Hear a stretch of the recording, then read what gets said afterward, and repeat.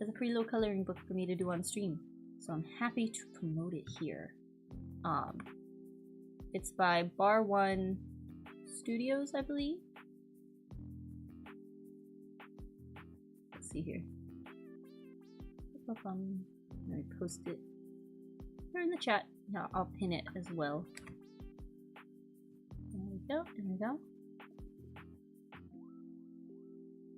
Alright, there you go. If you like what you see, which you'll see in a moment, and want to check out more, you can get all of it or just individual pages, which is pretty cool. And yeah, it's BAR-1's Scorpio,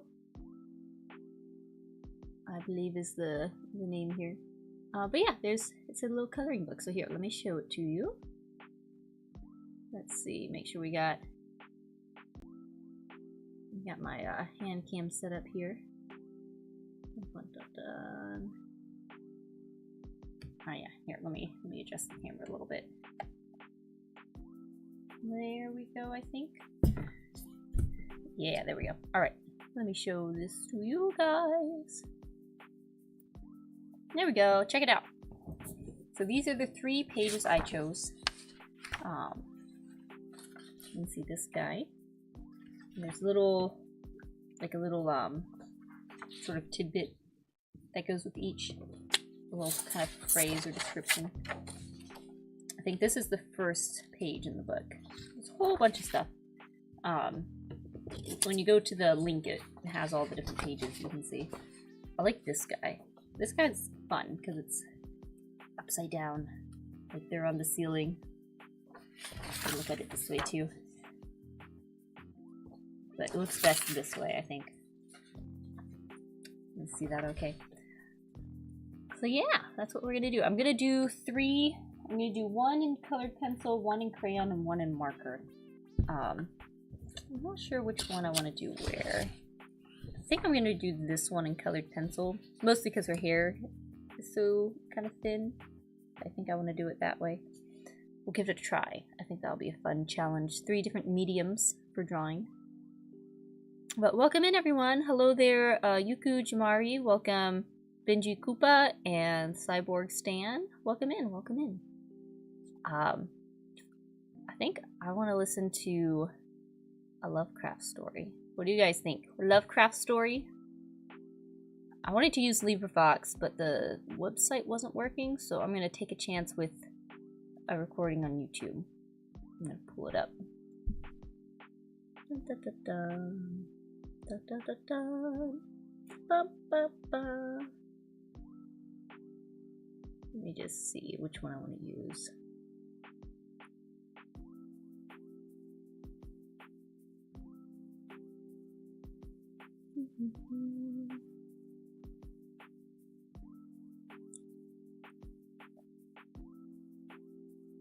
Here, I'm going to listen to this one real quick and see how it sounds.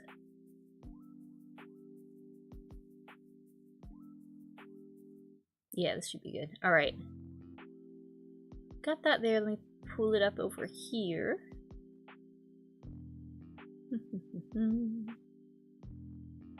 There's that. I want to do...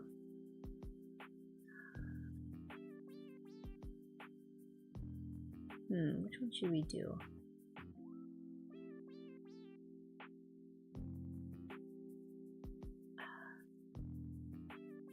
I kind of want to do The Beast in the Cave first. That one's only about like 16 minutes.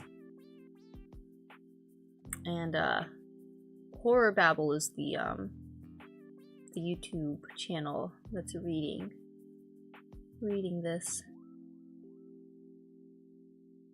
So hopefully that works out. Let's see. I don't know if there's a better one to use. I think it should be fine.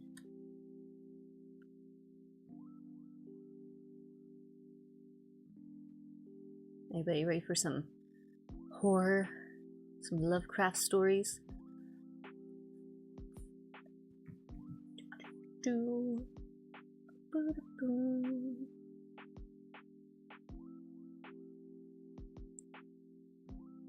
here. I think I got it pulled up. Let me test. Let's go. Beast in the Cave. The Beast in the Cave. Dun dun dun. H.P. Lovecraft. Let me check. Do I have it here? Where is it? The horrible conclusion which had been gradually obtruding itself upon my confused and reluctant mind was now an awful certainty. I was lost. Completely, hopelessly lost in the vast and labyrinthine recesses of the Mammoth Cave. Turn as I might, in no direction could my straining vision seize on any object capable of serving as a guide. Alright, I think that's good. Let me know if the audio's strange. But I think that should be good. But yeah. I have a book of Lovecraft stuff. It's pretty interesting, but I've never found it scary. Maybe I'm too desensitized by the horror of everyday living. I don't know, his is... I don't know if there's like a certain category. Psychological horror might be a lot of his stuff. Probably only read a little bit of his stuff, so I'm not quite sure. Alright, sounds good. I guess we'll do this. I'll probably talk a little bit over it, just so it's a little transformative as far as content goes. Maybe take pauses, talk about it while we do some drawing. So I think we'll start with this page. There's something on it.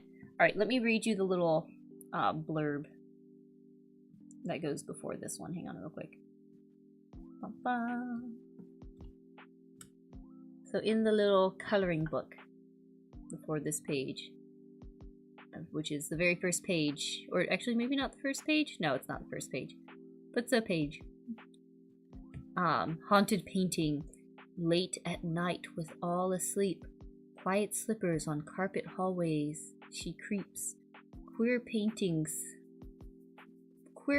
suggests a watery fate was met by ancestors now long late. Oh, there's a lighthouse, there's a dude. Oh, there's an urn. That makes sense.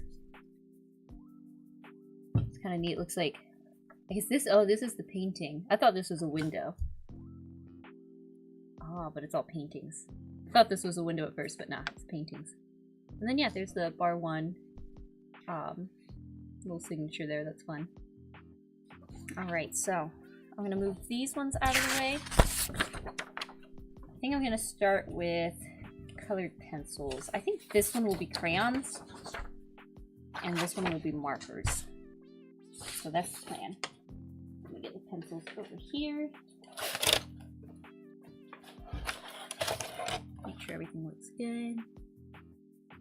Yeah, it's not too bad. Maybe I can zoom in a little bit more. A little bit. Right there. Maybe just a little bit so it's a little more. There, that's a little better. I think that should work. There we go. Alright, got my pencils. I'm all set up. Now we got spooky story time. You guys ready? Let's see.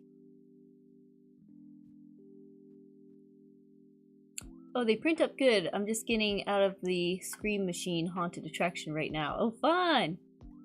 Yeah, I just, I think the only one that, like, I just did the regular printing. Like, there's almost like kind of a line there, but that could be my printer. But yeah, they look pretty nice. Glad you could make it to the stream. Let's see. It is the Halloween time. Alright, let's see. Lovecraft story time. Alright, so he's in a cave and he can't get out. Post to set me on the outward path, that nevermore should I behold the blessed light of day, or scan the pleasant hills and dales of the beautiful world outside. My reason could no longer entertain the slightest unbelief. Hope had departed. Oh no, not Yet, hope. indoctrinated as I was by a life of philosophical study, I derived no small measure of satisfaction from my unimpassioned demeanor. For although I had frequently read of the wild frenzies into which were thrown the victims of similar situations, I experienced none of these. but stood quiet as soon as I clearly realized the loss of my bearings. Nor It really is, not many people write in the style and the words he does. I find myself having to pay close attention to make sure I'm tracking what he's saying. did the thought that I had probably wandered beyond the utmost limits of an ordinary search cause me to abandon my composure even for a moment. If I must die, I reflected, then was this terrible yet majestic cavern as welcome a sepulchre as that which any churchyard might afford, a conception which carried with it more of tranquility than of despair. Die in a cool place. Would prove my ultimate fate. Of this I was certain. Some, I knew, had gone mad under circumstances such as these, but I felt that this end would not be mine. My disaster was the result of no fault save my own, since, unbeknown to the guide, I had separated myself from the regular party of sightseers, and, wandering for over an hour in forbidden avenues of the cave, had found myself unable to retrace the devious windings which I had pursued since forsaking my companions. I wonder what made him wander off, thinking he could keep himself from getting lost in a cave. Also, what do you think of this purple? I feel like I need to add another color to it. The underside will probably be a bit more pink. Gotta think about it. Already my torch had begun to expire.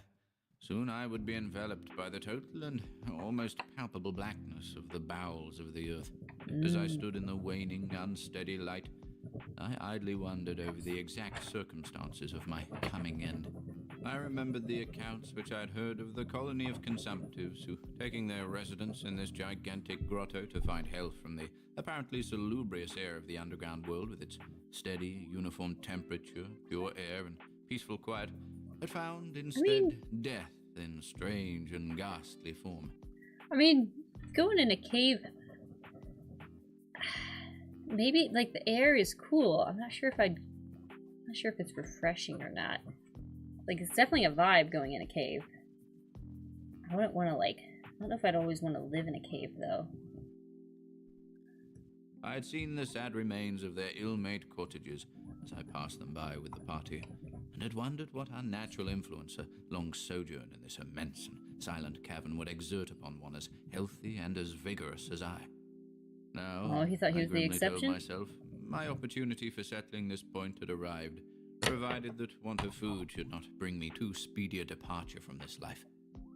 As the last fitful rays of my torch faded into obscurity, really pink. I resolved to leave no stone unturned, no possible means of escape neglected. So, summoning all the powers possessed by my lungs, I set up a series of loud shoutings, in the vain hope of attracting the attention of the guide by my clamour.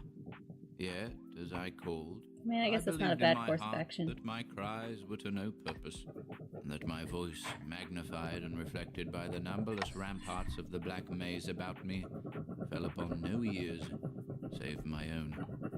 All at once, however, my attention was fixed with a start as I... It's funny that was his last resort, it sounds like. His pride probably didn't want to drop that low until he was like, yep, I'm good and lost. I guess I better cry for help just in case. Nope, no one can hear me. That I heard the sound of soft approaching steps on the rocky floor of the cavern. Was my deliverance about to be accomplished so soon?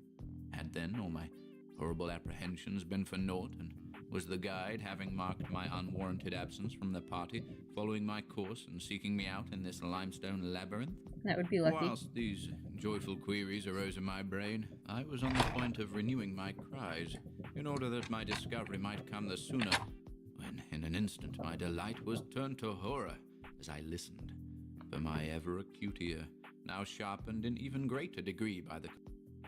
Here, let me check over here. I gotta adjust this so I can see chat at the same time.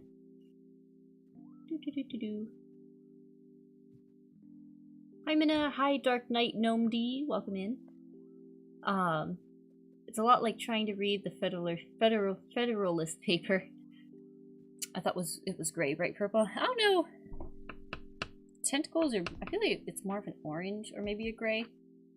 I don't know. To me, I think purple. Maybe from like Henry the Octopus from the Wiggles. Maybe that's where my subconscious goes. I remember when visiting Mammoth Caves, they talked about a colony of asthmatic that lived there. The same period when they prescribed them to smoke. Oh, asthmatics, like, okay. Oh, so people went to the caves for their asthma, and also at that time, people with asthma were prescribed smoking. Interesting. Yeah, the pink's helping a bit. I think I'm gonna make the inside here pink, and then this part purple? Or should the suction cups be pink? Not sure. I feel like I want the suction cups to be purple. I'm gonna try and use this for the lining and give it a little contrast. Yeah, look at that. That's a little bit of a pop there. I like that.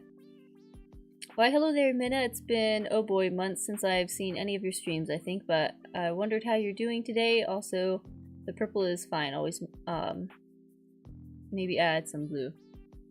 Maybe blue. I'm doing good. Enjoying some drawing here. The weather's cooling off a bit. I'm enjoying fall. Mostly in the morning. The day is still pretty sunny. Alright, so he hears something in the cave. Complete silence of the cave bore to my benumbed understanding the unexpected and dreadful knowledge that these footfalls were not like those of any mortal man. Dun dun dun. In the unearthly stillness of this subterranean region, the tread of the booted guide would have sounded like a series of sharp and incisive blows. These impacts were soft and stealthy, as of the padded paws of some feline.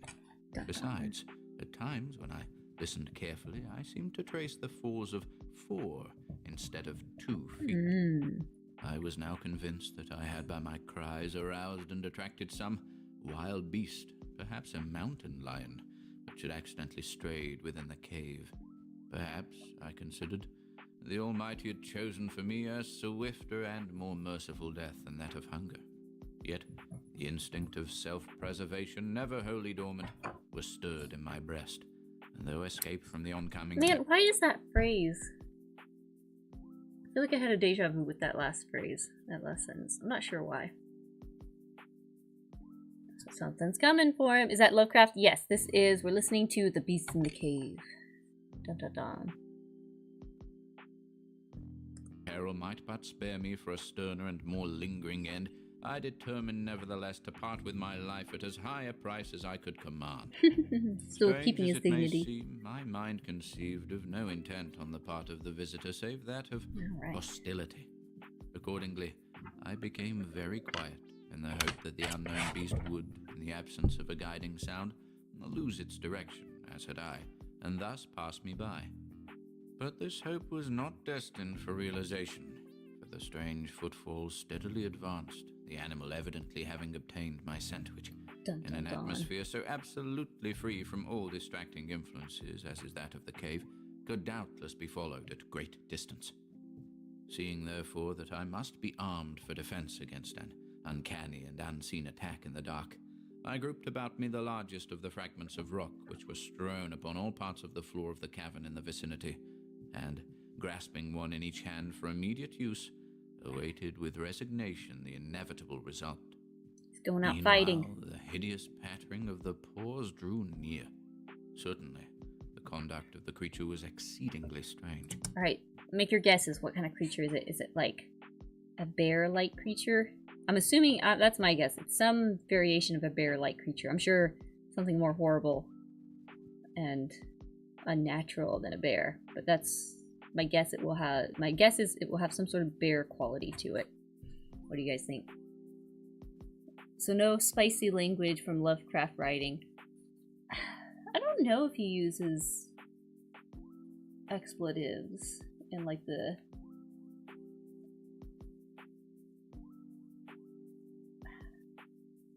I don't know like how common the expletives that are used nowadays were used back then. But he definitely has a lot of ways, a lot of words. It's good. I like it though. It's a nice listen because it's paints. There's so many words he can paint the picture with, which is nice. Leopard with snake face. Ooh. Nukin. A squirrel. The killer squirrel! Or what is it? The killer rabbit from Monty Python. Spicy for the time, I mean. Let's see. Most of the time, the tread seemed to be that of a quadruped, walking with a singular lack of unison betwixt hind and forefeet.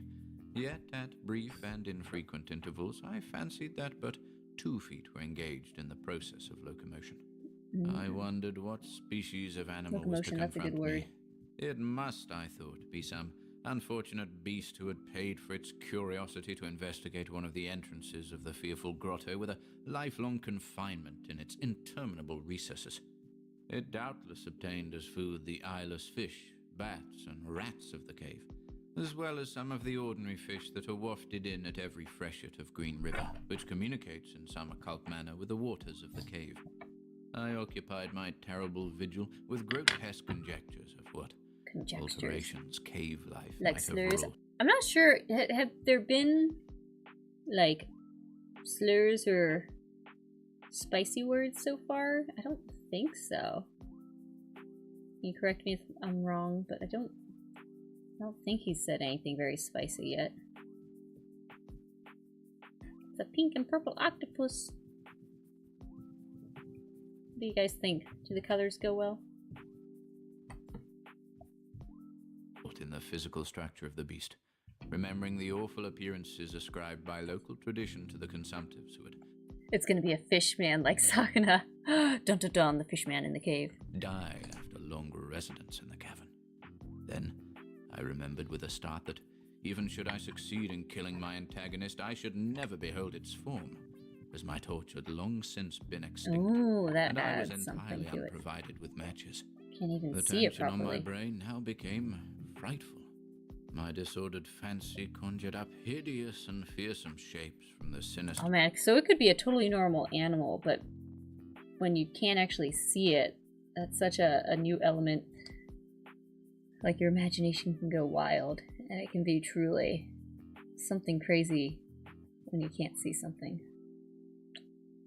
Right there, I think I got all the tentacles. I think this is just waves. The darkness that surrounded me, and that actually seemed to press upon my body. Nearer the dreadful footfalls approached. It seemed that I must give vent to a piercing scream, yet had I been sufficiently irresolute to attempt such a thing, my voice could scarce have responded. I was petrified, rooted to the spot. I doubted if my right arm would allow me to hurl its missile at the oncoming thing when the crucial moment should arrive. Now, the steady pat of the steps was close at hand, now very close. I could hear the labored breathing of the animal, and terror-struck as I was, I realized that it must have come from a considerable distance, and was correspondingly fatigued. Suddenly, the spell broke. My right hand, guided by my ever-trustworthy sense of hearing, threw with full force the sharp-angled bit of limestone which it contained, toward that point in the darkness from which emanated the breathing and pattering. And, wonderful to relate, it nearly reached its goal, for I heard the thing jump, landing at a distance away, where it seemed to pause. Having readjusted my aim, I discharged my second missile, this time most effectively. With a flood of joy, I listened as the creature fell in what sounded like a complete collapse, and evidently remained prone and unmoving. Almost overpowered by the great relief which rushed over me, I reeled back against the wall. The breathing continued in heavy, gasping inhalations and expirations, whence I realized that I had no more than wounded the creature, and now all desire to examine the thing ceased. At last, something allied to groundless, superstitious fear had entered my brain, and I did not approach the body, nor did I continue to cast stones at it in order to complete the extinction of its life.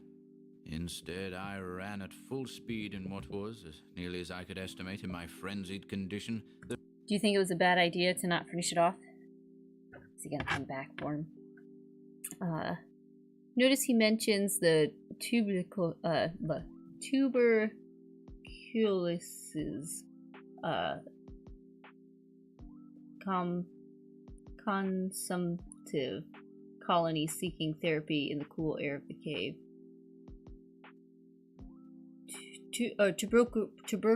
Tuberculosis. Tuberculosis. Okay. Yeah, I could see that. I'm trying to think the last time I was in a cave, what the air was like. I guess there is a certain clean quality of it since it's isolated. Let's see. I haven't heard any. I just wondered what Eric meant. The only thing I could think is Lovecraft is also accused of racism. I guess so. That'd be different. I don't know. That would be outside of his work. Maybe inside of his work. He was what, early 1920s? I don't know. Even. Yeah, I don't know. Very damp to my memory. Yeah, it's very cool and damp. But I guess they have a point. The air is probably... It's isolated, so there's probably not as much other stuff in it.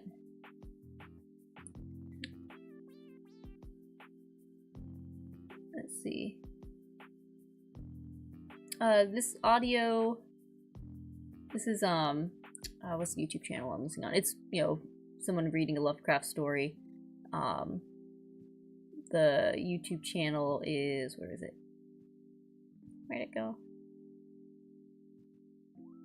What is it? Horror Babble is the YouTube channel, and they've got a big playlist of a bunch of Lovecraft stories. Hello, wholesome bread lady and chat. Hope everyone is having an awesome day. Thank you. Glad you could join us. Listening to Lovecraft stories. Yeah, let me scroll up a little bit. Alright, we will continue on. I'm trying to think how to do these clouds up here. And I feel like it's supposed to be, like, nighttime. Maybe I can make it a really, like, dark kind of blue.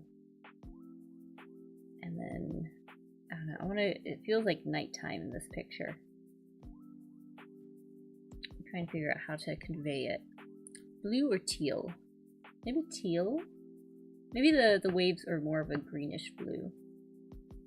Maybe with like, maybe red in some parts of it. But yeah, I'm trying to think how to do the, probably like gray. Probably keep this like really gray, and then maybe this part a little more like super dark blue. And what should I color the lighthouse? What colors? Something contrasting.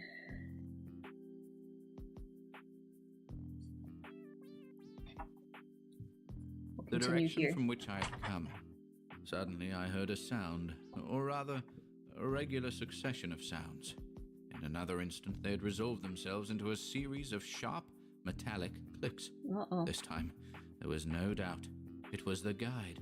And then I shouted, yelled, screamed, even shrieked with joy as I beheld in the vaulted arches above the faint and glimmering effulgence which I knew to be the reflected light of an approaching torch.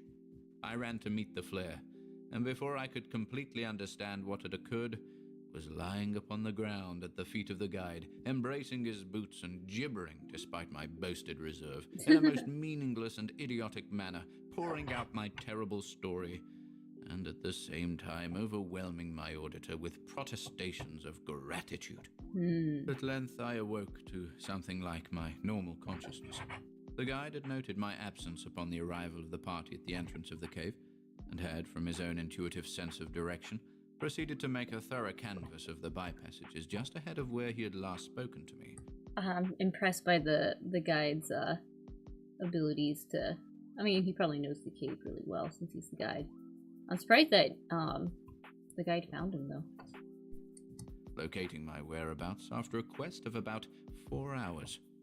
By the time he had related this to me, I, emboldened by his torch and his company, began to reflect upon the strange beast which I had wounded but a short distance back in the darkness, and suggested that we ascertain, by the rushlight's aid, what manner of creature was my victim. I don't know about that. Accordingly, I retraced my steps, this time with a courage born of companionship, to the scene of my terrible experience. What's it gonna be? Soon we descried a white object upon the floor, an object whiter even than the gleaming limestone itself.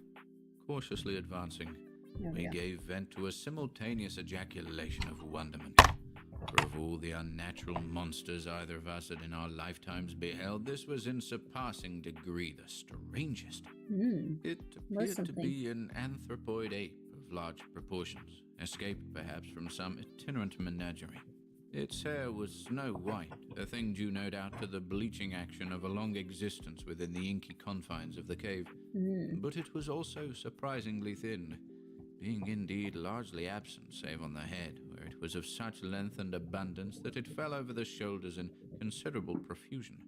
The face was turned away from us, as the creature lay almost directly upon it. Or is it a person? The inclination of the limbs was very singular, explaining, however, the alternation in their use which I had before noted, whereby the beast used sometimes all four, and on other occasions but two for its progress. From the tips of the fingers or toes, long nail-like claws extended.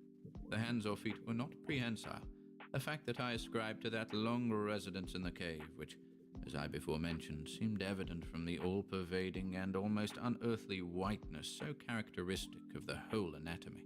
No tail seemed to be present. I think it's a person. The respiration had now grown very feeble, and the guide had drawn his pistol with the evident intent of dispatching the creature, when a sudden sound emitted by the latter caused the weapon to fall unused. The sound was of a nature difficult to describe. It was not like the normal note of any known species of simian, and I wondered if this unnatural quality were not the result of a long-continued and complete silence, broken by the sensations produced by the advent of the light, a thing which the beast could not have seen since its first entrance into the cave. The sound, which I might feebly attempt to classify as a kind of deep-toned chattering, was faintly continued. All at once a fleeting spasm of energy seemed to pass through the frame of the beast. The paws went through a convulsive motion, and the limbs contracted. With a jerk, the white body rolled over so that its face was turned in our direction. Yes, it's going to be a person. For a moment, I was so struck with horror at the eyes thus revealed that I noted nothing else. They were black, those eyes, deep, jetty black, in hideous contrast to the snow-white hair and flesh. Like those of other cave denizens, they were deeply sunken in their orbits and were entirely destitute of iris. As I looked more closely, I saw that they were set in a face less prognathous than that of the average ape, and infinitely more hairy. The nose was quite distinct. As we gazed upon the uncanny sight presented to our vision, the thick lips opened, and several sounds issued from them, after which the thing relaxed in death. The guide clutched my coat sleeve and trembled so violently that the light shook fitfully, casting weird moving shadows on the walls about us. I made no motion, but stood rigidly still, my horrified eyes fixed upon the floor ahead. Then fear left, and wonder, awe, compassion, and reverence succeeded in its place. There we go, there's some clouds. For the sounds uttered by the stricken figure that lay stretched out on the limestone had told us the awesome truth. The creature I had killed, the strange beast of the unfathomed cave, was, or had at one time been, a man. Yeah, knew it. That was that story. Thank you for listening today. If you'd like to support our work here at Horror Babble, be sure to check out the video description below, where you'll find links to our Bandcamp and Patreon pages, our merch store over at Teespring, and further information relating to our releases on... Let's see. It was a human, all deformed and insane from the colony. Yeah, that's what I kind of figured. It was a nice little lead up. Because they mentioned it at the beginning of, like, people going off into these caves. And then, yeah, getting all... being trapped in a cave for a long time. Does stuff to a person.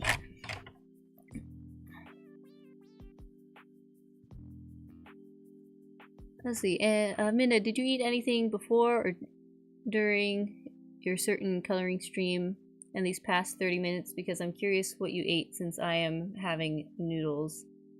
I wasn't really hungry tonight. I had like this sort of like protein coffee smoothie thing. I don't know, the past 2 nights I haven't been very hungry at dinner time. So I don't know. I kind of munched on a few things. Didn't really have a proper dinner tonight though. I can be like that sometimes. Sometimes I'm really bad and I'm just kind of grazing on food. Don't eat a proper meal. But I had stuff earlier today. I forget what I had. Had my salad that I made last night that I was gonna have for dinner, and then didn't eat it last night, and then finally ate it later today. I'm just the man. Yeah. I just got here, but I gotta go have a fun stream, everyone. Thank you, thank you. I'm sure we will. We'll have a fun stream. Alright, let's see. What shall we look at next? What story? Go back to playlist.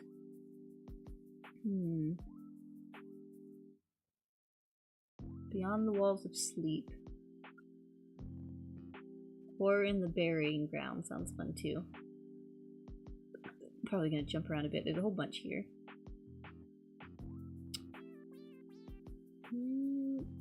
Color Out of Space, of course. That one's a longer one. I want to do the Rats in the Walls. That one's a pretty long one. I want to stick to shorter ones. We'll do the Horror in the Burying Ground. Here we are. Horror Babble. The Horror in the Burying Ground. Dun, dun, dun. By H.P. Lovecraft and Hazel Heald. Good night, Bread Bros and Minna. We'll post clips on Twitter tomorrow. Thanks, I appreciate it. I hope you have a good night. Blake's Orchard just released a salted caramel apple cider, and it's amazing. That sounds good. When the state highway to Rutland is closed, travelers are forced to take the Stillwater Road past Swamp Hollow. The scenery is superb in places, yet somehow the route has been unpopular for years. I wonder There why. is something depressing about it, especially near Stillwater itself. Motorists feel subtly uncomfortable about the tightly shuttered farmhouse on the knoll just north of the village, and about the white-bearded half-wit who haunts the old burying ground on the south, apparently talking to the occupants of some of the graves. Not much is left. Maybe he's of a necromancer Stillwater now. The soil is played out, and most of the people have drifted to the towns across the distant river, Stillwater's or to an the city eerie name. beyond the distant hills. The steeple of the old white church has fallen down, and half of the 20-odd straggling houses are empty and in various stages of decay. Normal life is found only around Peck's General Store and filling station, and it is here that the curious stop now and then to ask about the shattered house and the idiot who mutters to the dead. Most of the questioners come away with a touch of distaste and disquiet. They find the shabby loungers oddly unpleasant and full of unnamed hints in speaking of the long-past events brought up. There is Seems like any small town. Any small town you go to, everyone's going to know the lore, and you got to catch up on it. There's quality in the tones which they use to describe very ordinary events, a seemingly unjustified tendency to assume a furtive, suggestive, confidential air, and to fall into awesome whispers at certain points, which insidiously disturbs the listener. Old Yankees often talk like that, but in this case the melancholy aspect of the half-mouldering village and the dismal nature of the story unfolded give these gloomy, secretive mannerisms an added significance. One feels profoundly the quintessential horror that lurks behind the isolated Puritan and his strange repressions, feels it and longs to it. Look, it's a smiley face. It's kind of a subtle little thing. It's kind of fun. Let's see. I think I'm gonna do here. Maybe red there. Ooh. Might need to go check on a baby in a second. We'll see.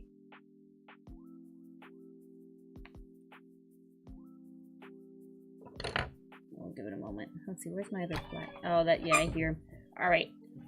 Gonna have to put you guys on the waiting room screen. I'll be right back. Bye. I'll be right back.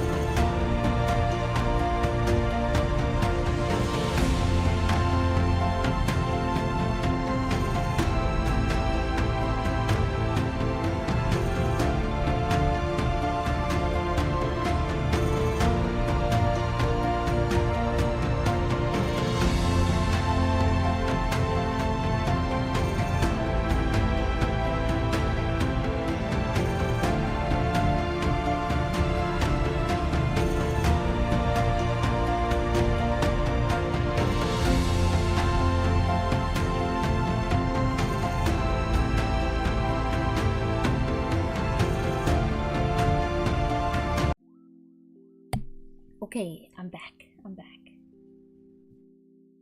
We're back!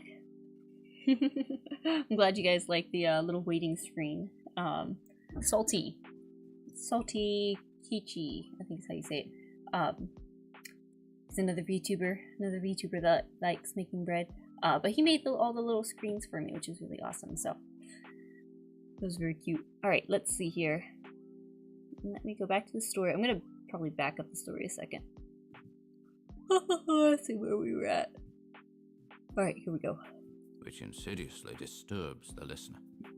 Old Yankees often talk like that, but in this case, the melancholy aspect of the half-mouldering village and the dismal nature of the story unfolded give these gloomy, secretive mannerisms an added significance. One feels profoundly the quintessential horror that lurks behind the isolated Puritan and his strange repressions, feels it and longs to escape precipitately into clearer air. The loungers whisper impressively that the shuttered house is that of old Miss Sprague, Sophie Sprague, whose brother Tom was buried on the 17th of June back in 86. Okay, I do have a question. Where's Sophie the light? was never the same after that funeral. That and the other... Is this the light? I'm trying to figure out where the light exactly is coming from. Because it looks kind of more like a little castle thing. I'm guessing the light's probably here. I'll make the light be right here. Nothing good comes with Puritan and Yankee together. Other thing which happened the same day, and in the end she took to staying in all the time. Won't even be seen now, but leaves notes under the back door mat and has her things brought from the store by Ned Peck's boy. Afraid of something. The old Swamp Hollow burying ground most of all. Never could be dragged near there since her brother and the other one were laid away. Not much wonder though, seeing the way crazy Johnny Dow rants. He hangs around the burying ground all day and sometimes at night, and claims he talks with Tom and the other. Then he marches by Sophie's house and shouts things at her. That's why she began to keep the shutters closed. He says things are coming from somewhere to get her sometime. Oh my goodness. Ought to be stopped, but one can't be too hard on poor Johnny. Besides, Steve Barber always had his opinions. Johnny does his talking to two of the graves. One of them is Tom Sprague's. The other, at the opposite end of the graveyard, is that of Henry Thorndyke, who was buried on the same day. Henry was the village undertaker, the only one in miles, and never liked around Stillwater. A city fellow from Rutland, been to college and full of book learning, read queer things nobody else ever heard of, and mixed chemicals for no good purpose. He's an alchemist. Always trying to invent something new, some newfangled embalming fluid or some foolish kind of medicine. Some folks said he had tried to be a doctor, but failed in his studies and took to the next best profession. Of course, there wasn't much undertaking to do in a place like Stillwater, but Henry farmed on the side. Mean, morbid disposition, and a secret drinker if you could judge by the empty bottles in his rubbish heap. No wonder Tom Sprague hated him and blackballed him from the Masonic Lodge and warned him off when he tried to make up to Sophie. The way he experimented on animals was against nature. This is an interesting fellow. Make out on Sophie? Was he trying to shoot a shot? Sounds like these two died at the same time. Were they fighting? You could also add a flame to her candle. Yeah, I might do that. In scripture, who could forget the state that collie dog was found in, or what happened to old Mrs. Akeley's cat? And there was the matter of Deacon Levitt's calf, when Tom had led a band of the village boys to demand an accounting. The curious thing was that the calf came alive after all in the end. What? Though Tom had found it as stiff as a poker. Some said the joke was on Tom. He's a necromancer. Thorndyke probably thought otherwise, since he had gone down under his enemy's fists before the mistake was discovered. Tom, of course, was half drunk at the time. He was a vicious brute at best, and kept his poor sister half cowed with threats. That's probably why she's such a fear-act creature still. There were only the two of them, and Tom would never let her leave because that meant splitting the property. Most of the fellows were too afraid of him to shine up to Sophie. He stood Sophie. 6'1" in his stockings. But Henry Thorndyke was a sly cuss who had ways of doing things behind folks' backs. He wasn't much to look at, but Sophie never discouraged him any. Okay, yeah. As he was, she'd have been glad if anybody could have freed her from her brother. Oh, man. She may not have stopped to wonder how she could get clear of him after he got her clear of Tom. Well, that was the way things stood in June of '86. Up to this point, the whispers of the loungers at Peck's store are not so unbearably portentous. But as they continue, the element of secretiveness and malign tension grows. Tom Sprague, it appears, used to go to Rutland on periodic sprees, his absences being Henry Thorndyke's great opportunity. He was always in bad shape when he got back, and old Dr. Pratt, deaf and half-blind though he was, used to warn him about his heart and about the danger of delirium tremens. Folks could always tell by the shouting and cursing when he was home again. Oh, man. It was on the 9th of June. No one's really living a good life the here. day after young Joshua Goodenough finished building his newfangled silo. Tom started out on his last and longest spree. He came back the next Tuesday morning, and folks at the store saw him lashing his bay stallion the way he did when whiskey had a hold of him. Then there came shouts and shrieks and oaths from the Sprague house, and the first thing anybody knew, Sophie was running over to old Dr. Pratt's at top speed. The doctor found Thorndyke at Sprague's when he got there, and Tom was on the bed in his room, with eyes staring and foam around his mouth. Oh, my. Old Pratt fumbled around and gave the usual tests, then shook his head solemnly and told Sophie she had suffered a great bereavement, that her nearest and dearest had passed through the pearly gates to a better land, just as everybody knew he would if he didn't let up on his drinking. Sophie kind of what did sniffled Thorndyke the do? lounger's whisper, but didn't seem to take on much. Thorndyke didn't do anything but smile, perhaps at the ironic fact that he, always an enemy, was now the only person who could be of any use to Thomas Sprague. Oh, because he's the Undertaker. Dr. Pratt's half-good ear about the need of having the funeral early on account of Tom's condition. Drunks like that were always doubtful subjects, and any extra delay with merely rural facilities would entail consequences. I wonder what I should do for this part. The little in-between things.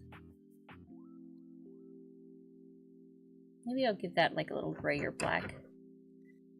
The pro wrestler. Visual and otherwise, hardly acceptable to the deceased's loving mourners. The doctor had muttered that Tom's alcoholic career ought to have embalmed him pretty well in advance, That's but Thorndyke assured him to the contrary, at the same time boasting of his own skill, of the superior methods he had devised through his experiments. It is here that the whispers of the loungers grow acutely disturbing. Up to this point, the story is usually told by Ezra Davenport or Luther Fry, if Ezra is laid up with chilblains, as he is apt to be in winter. But from there on, old Calvin Wheeler takes up the thread, and his voice has a damnably insidious way of suggesting hidden horror. If Johnny Dow happens to be passing by, there is always a pause, for Stillwater does not like to have Johnny talk too much with strangers. Calvin edges close to the tavern, sometimes seizes a coat lapel with his gnarled, mottled hand while he half shuts his watery blue eyes. "Well, sir," he whispers, "Henry, he went home and got his undertaker's fixins. Crazy Johnny Dow lugged most of 'em, but he was always doing chores for Henry. It says as Doc Pratt and Crazy Johnny should help lay out the body. Doc always did say as how he thought Henry talked too much, boasting what a fine workman he was, and how lucky it was that Stillwater had a regular undertaker instead of burying folks just as they was like they do over to Whitby.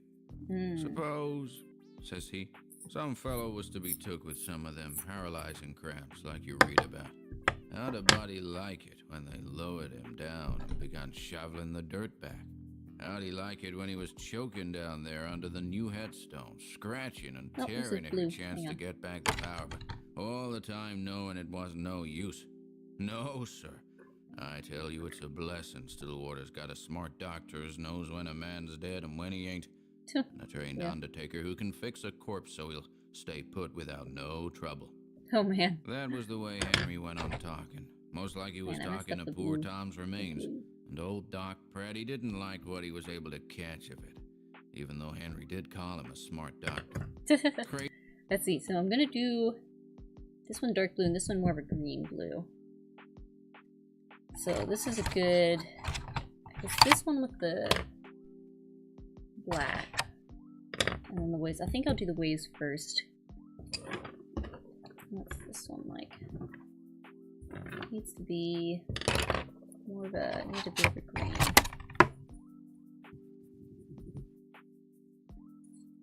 What kind of green do I want? Crazy Johnny kept watching of the corpse in it. Maybe Didn't this make one. it none too pleasant the way he'd slobber about things like he ain't cold, Doc, or I see his eyelids move, or there's a hole in his arm, just like the ones I get when Henry gives me a syringe full of what makes me feel good.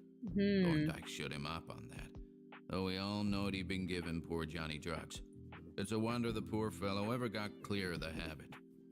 But the worst thing, according to the doctor, was the way the body jerked up when Henry began to shoot it full of embalming fluid. He'd been boasting about what a fine new formula he'd got practicing on cats and dogs. Oh my goodness. All of a sudden, Tom's corpse began to double up like it was alive and fixing to wrestle. Land of Goshen. Doc says he was scared stiff, though he know the way corpses act when the muscles begin to stiffen. Well, sir, the long and short of it is that the corpse sat up and grabbed a hold of Thorndike's syringe so that it got stuck in Henry himself and give him as neat a dose of his own embalming fluid as you'd wish to see.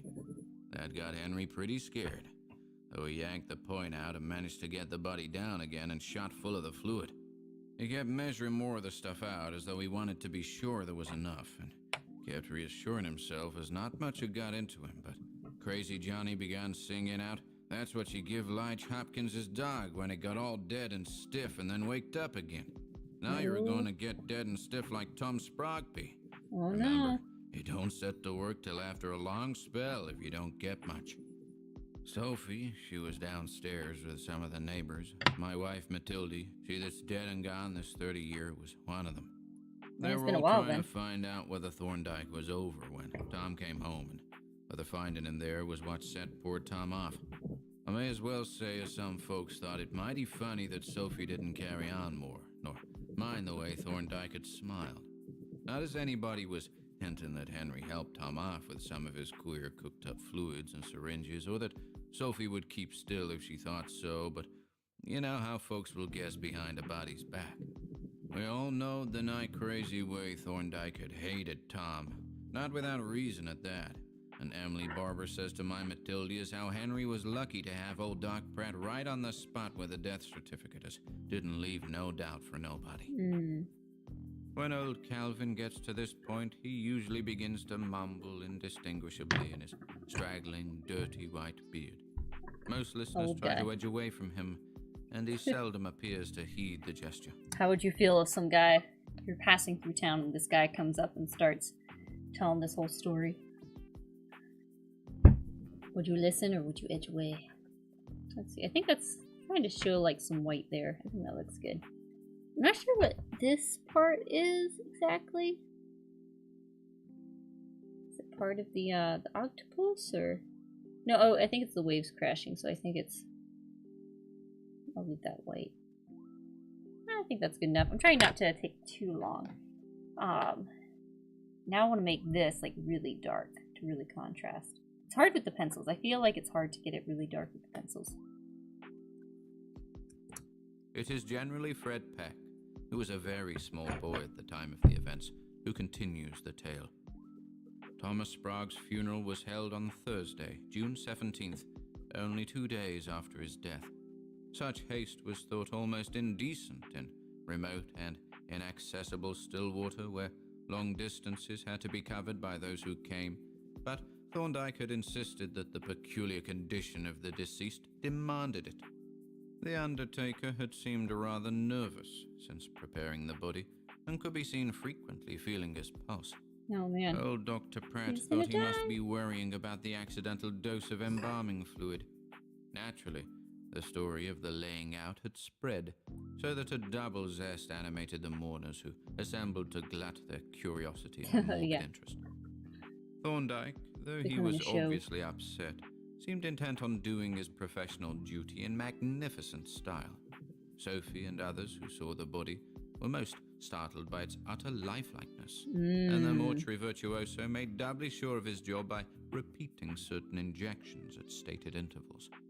He almost wrung a sort of reluctant admiration from the townsfolk and visitors. Is he trying to bury the guy alive?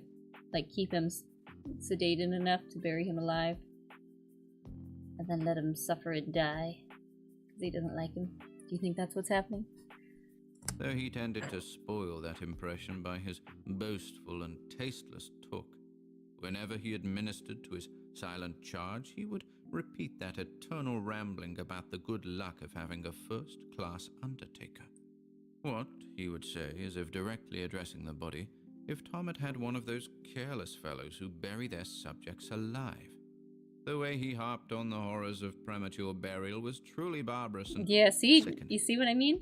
Services were held in the stuffy best room, open for the first time since Mrs. Sprague died. The tuneless little parlor organ groaned disconsolately, and the coffin, Be on brand for Lovecraft, trestles near the hall door, was covered with sickly-smelling flowers. It was obvious that a record-breaking crowd was assembling from far and near, Probably because they want to see what and happens. Sophie endeavored to look properly grief-stricken for their benefit. At unguarded moments, she seemed both puzzled and uneasy, dividing her scrutiny between the feverish-looking undertaker and the lifelike body of her brother. Slow disgust at Thorndyke seemed to be brewing within her. Her neighbors whispered freely that she would soon send him about his business now that Tom was out of the way. That is, if she could, for such a slick customer was sometimes hard to deal with. But with her money and remaining looks, she might be able to get another fellow, and he'd probably take care of Henry. I just feel bad for Sophie. Poor Sophie. As the organ wheezed into beautiful Isle of Somewhere, the Methodist church choir added their lugubrious voices to the gruesome cacophony, and everyone looked piously at Deacon Levitt. Everyone, that is, except crazy Johnny Dow, who kept his eyes glued to the still form beneath the glass of the coffin. He was muttering softly to himself.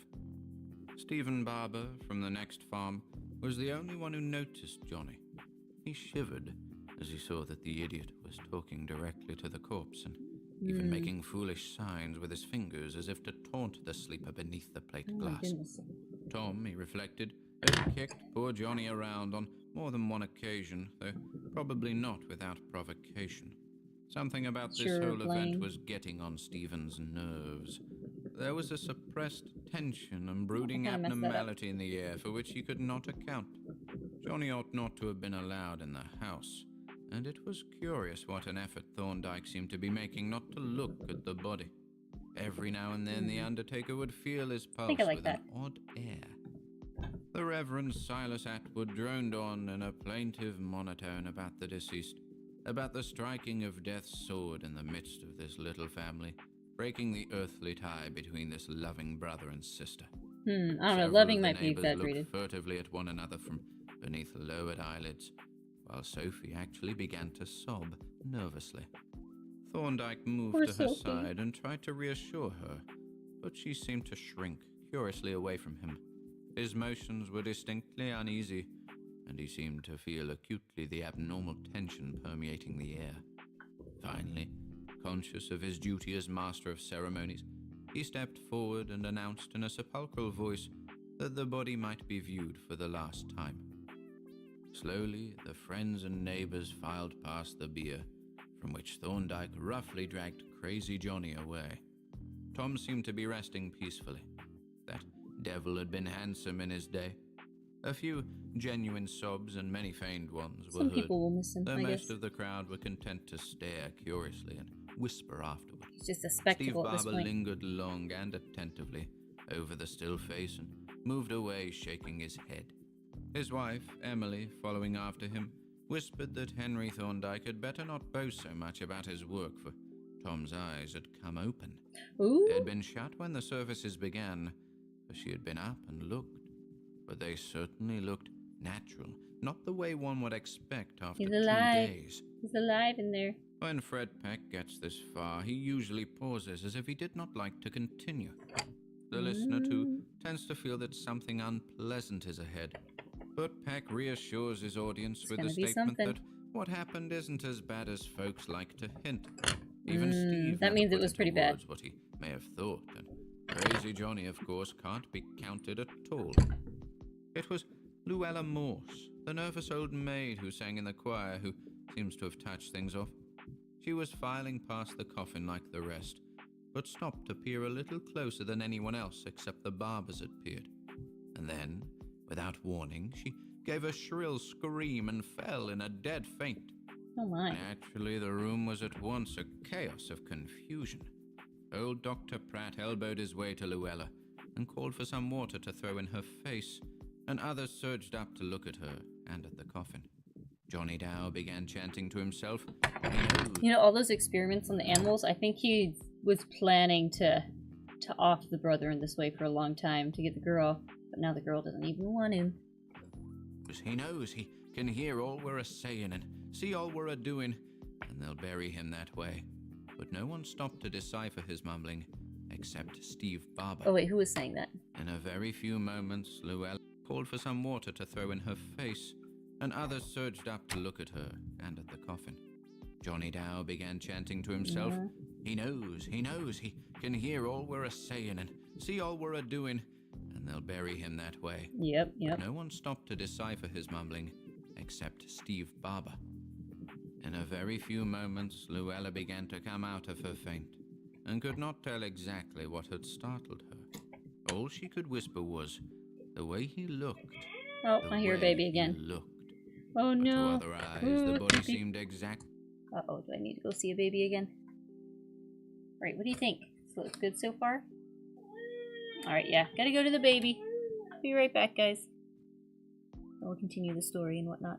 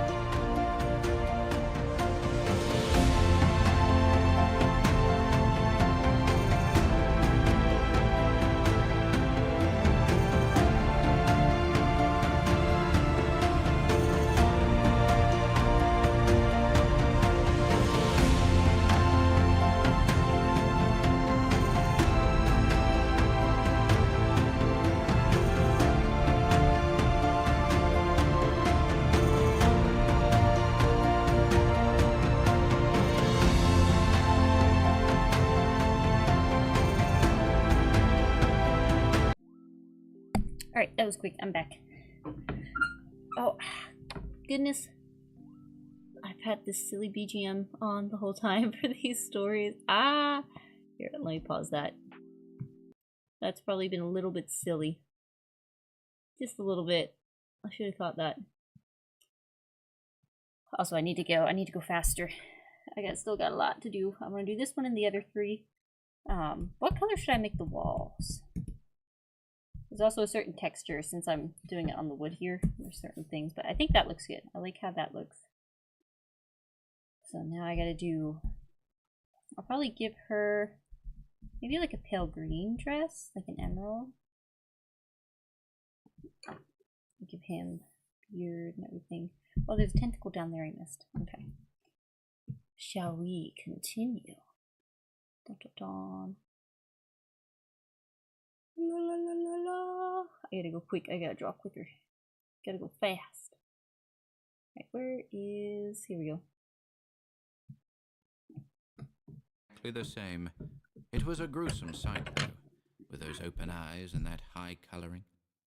And then the bewildered crowd noticed something which put both Luella and the body out of their minds for a moment. It was Thorndyke, on whom the sudden excitement and jostling crowd seemed to be having a curiously bad effect. He had evidently been knocked down in the general bustle, and was on the floor trying to drag himself to a sitting posture.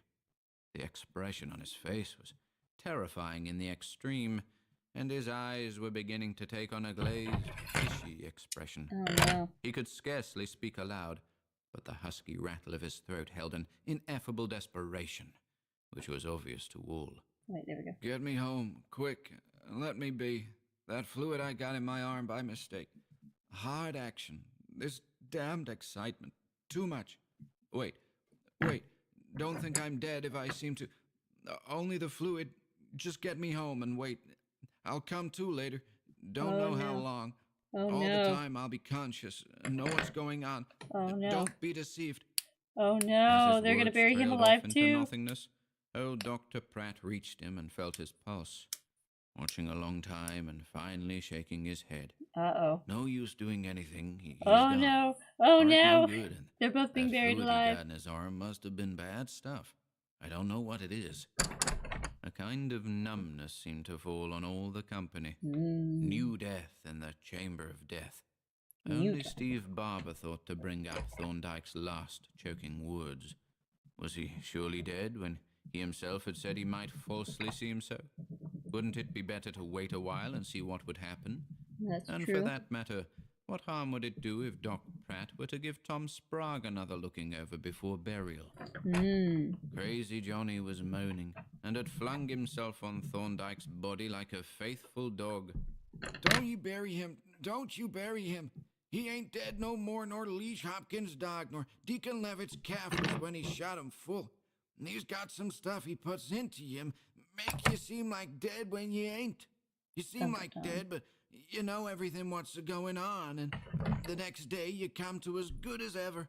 Don't you bury him. He'll come under the earth, and he can't scratch up. He's a good man, not like Tom Sprague.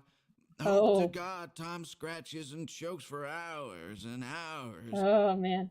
But no one save Barber was paying any attention to poor Johnny. Indeed, what Steve himself had said had evidently fallen on deaf ears. No, they're not paying attention. Was everywhere. Old Doc Pratt was applying final tests and mumbling about death certificate blanks, and anxious Elder Atwood was suggesting that something be done with a double interment. With Thorndyke dead, there was no undertaker this side of Rutland, and it would mean a terrible expense if one were to be brought from there. And if Thorndyke were not embalmed in this hot June weather, well, one couldn't tell. And there were no relatives or friends to be critical unless Sophie chose to be. But Sophie was on the other side of the room, staring silently, fixedly, and almost morbidly into her brother's coffin. Deacon Levitt tried to restore a semblance of decorum, and had poor Thorndyke carried across the hall to the sitting room. Oh, no. Meanwhile, sending Zenas Wells and... He's getting a taste of his own medicine. Ha-ha! Walter Perkins over to the undertaker's house for a coffin of the right size. The key was in Henry's trousers pocket. Johnny continued to whine and paw at the body, and Elder Atwood busied himself with inquiring about Thorndyke's denomination, for Henry had not attended local services. When it was decided that his folks in Rutland, all dead now, had been Baptists, the Reverend Silas decided that Deacon Levitt had better offer the brief prayer. There's that. It was a gala day for the funeral fanciers of Stillwater and vicinity. Even Luella had recovered enough to stay. Gossip, murmured and whispered, buzzed busily, while a few composing touches were given to Thorndyke's cooling and stiffening. Oh, no. Johnny had been cuffed out of the house, as most agreed he should have been in the first place, but his distant howls were now and then wafted gruesomely in. Oh, man.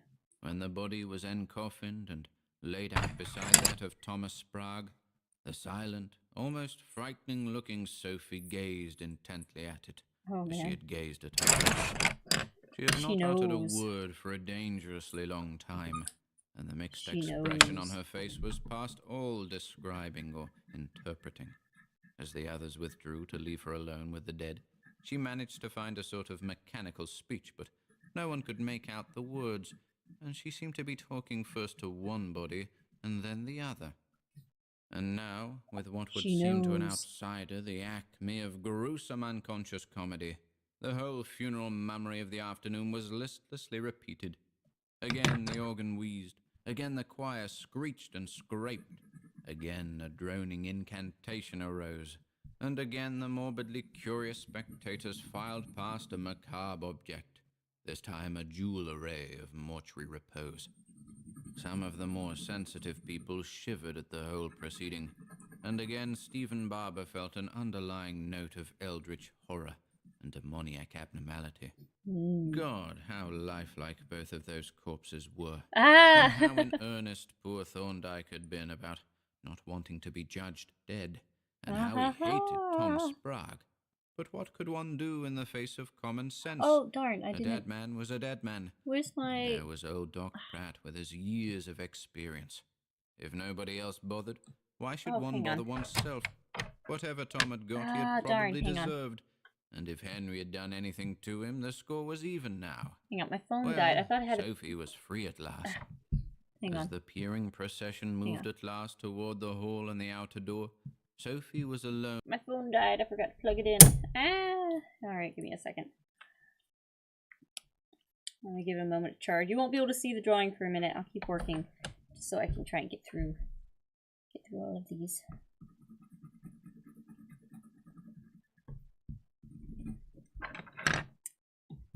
There's this one. Well, this is that. And then there's this.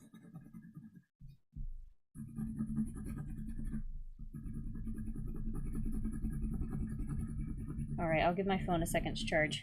I missed that. I forgot to plug it in. Sadness. Alright, let's see the end. So, yep, my prediction was right. Buried alive. With the dead once more. Elder Atwood was out in the road talking to the hearse driver from Lee's livery stable, and Deacon Levitt was arranging for a double quota of pallbearers. Luckily, the hearse would hold 2 coffins. No hurry. Ed Plummer and Ethan Stone were going ahead with shovels to dig the second grave. There would be 3 livery hacks and any number of private rigs in the cavalcade. No use trying to keep the crowd away from the graves. Then came that frantic scream from the parlor where Sophie and the bodies were. Ooh. Its suddenness almost paralyzed the crowd and brought back the same sensation which had surged up when Luella had screamed and fainted. Steve Barber and Deacon Levitt started to go in, but before they could enter the house, Sophie was bursting forth, sobbing and gasping about that face at the window, that face at the window. Oh my goodness. What face? At the same time, a wild-eyed figure rounded the corner of the house, removing all mystery from Sophie's dramatic cry. It was very obviously the face's owner, poor crazy Johnny, who began to leap up and down, pointing at Sophie and shrieking, She knows! She knows! I seen it in her face when she looked at him and talked to him. She knows, and she's letting him go down in the earth to scratch and claw for air. Oh, man. But they'll talk to her so she can hear him. They'll talk to her and appear to her, and someday they'll come back and get her. Oh my goodness. Zenas Wells dragged the shrieking half-wit to a woodshed behind the house and bolted him as best he could. His screams and poundings could be heard at a distance, but nobody paid him any further attention. Sophie, I understand. You want to just be free, but I don't know if this is the right way. This might not be the right way. Could go wrong for you if you don't listen. Made up, and with Sophie in the first hack, it slowly covered the short distance past the village to the Swamp Hollow burying ground. Elder Atwood made appropriate remarks as Thomas Sprague was laid to rest, and by the time he was through, Ed and Ethan had finished Thorndyke's grave on the other side of the cemetery, to which the crowd presently shifted. Deacon Levitt then spoke ornamentally, and the lowering process was repeated. People had begun to drift off in knots, and the clatter of receding buggies and carryalls was quite universal when the shovels began to fly again. As the earth thudded down on the coffin lids, Thorndyke's first, Steve Barber noticed the queer expressions flitting over Sophie Sprague's face. He couldn't keep track of them all. Behind the rest, there seemed to lurk a sort of wry, perverse, half-suppressed look of vague triumph. He shook his head. Zenas had run back and let Crazy Johnny out of the woodshed before Sophie got home, and the poor fellow at once made frantically for the graveyard. He arrived before the shovelmen were through, and while many of the curious mourners were still lingering about. What he shouted into Tom Sprague's partly filled grave, and how he clawed at the loose earth of Thorndyke's freshly finished mound across the cemetery, surviving spectators still shudder to recall. Jotham Blake, the constable, had to take him back to the town farm by force, and his screams waked dreadful echoes. Dun dun. This is where Fred Beck usually leaves off the story. What more, he asks, is there to tell? It was a gloomy tragedy, and one can scarcely wonder that Sophie grew queer after that. That is all one hears if the hour is so late that old Calvin Wheeler is tottered home. But when he is still around, he breaks in again with that damnably suggestive and insidious whisper. Dun dun. Sometimes those who hear him dread to pass either the shuttered house or the graveyard afterward, especially after dark. Fred was only a little shaver then, and don't remember no more than half of what was going on. You want to know why Sophie keeps her house shuttered, and why Crazy Johnny still keeps a-talking to the dead and a-shouting at Sophie's windows? Well, sir, I don't know as I know all there is to know, but There's a little bit hear of what there. I hear. All right, let me see if I can turn my phone on. The old man ejects his cut of tobacco and leans forward to buttonhole the listener. It was that same night, mind ye, toward morning, and just 8 hours after them burials, when we heard the first scream from Sophie's house. Woke us all up. Steve and Emily Barber and me and Matilde goes over hotfoot and all in night gear, and finds Sophie all dressed and dead fainted on the setting room floor. Lucky she hadn't locked the door.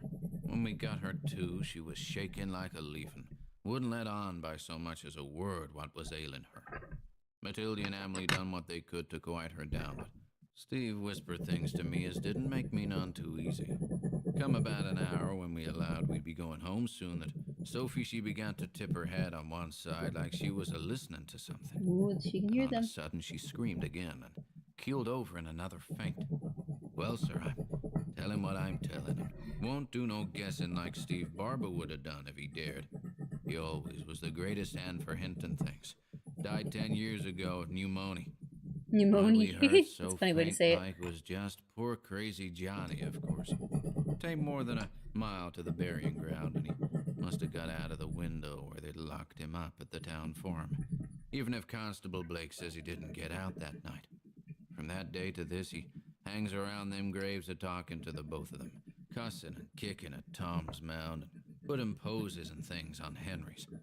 And when he ain't a-doing that, he's hanging around Sophie's shuttered windows, howling about what's a-coming soon to get her.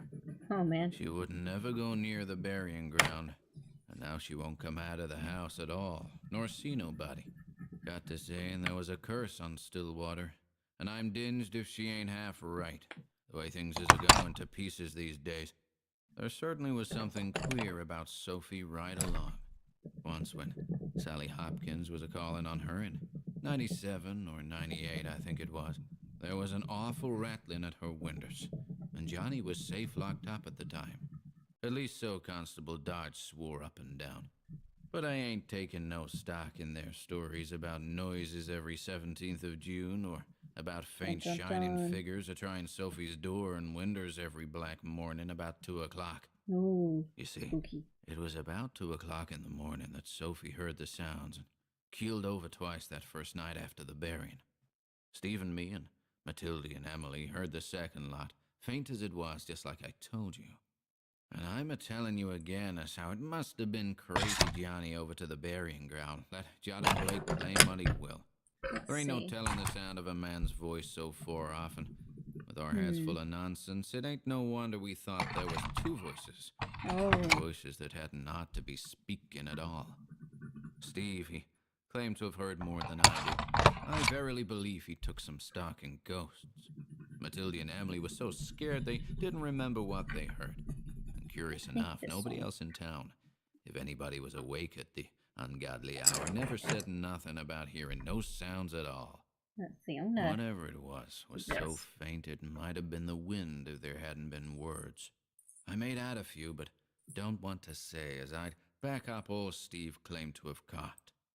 She-Devil, all the time. Henry, and Alive was playing. Oh, man. And so was, said you'd stand by, get rid of him, and bury me. And a kind of changed voice. So she knew from the beginning. And there was that awful coming again someday. And a death-like squawk, but you can't tell me Johnny couldn't have made those sounds. Hey, you. What's taking you off in such a hurry? Maybe there's more I could tell you if I had a mind. I like this sort of way the narrative was used with the different townspeople telling you this story. She knew. What's that audio that people use? She knows. She knows. Alright, let me see if I can get my phone on so you guys can see how the picture's coming along. It's at 5%, my poor phone. I'm sorry, I forgot to plug you in. I want to get like a really dark red kind of burgundy walls. I think it's coming along. Yeah, I think I like that.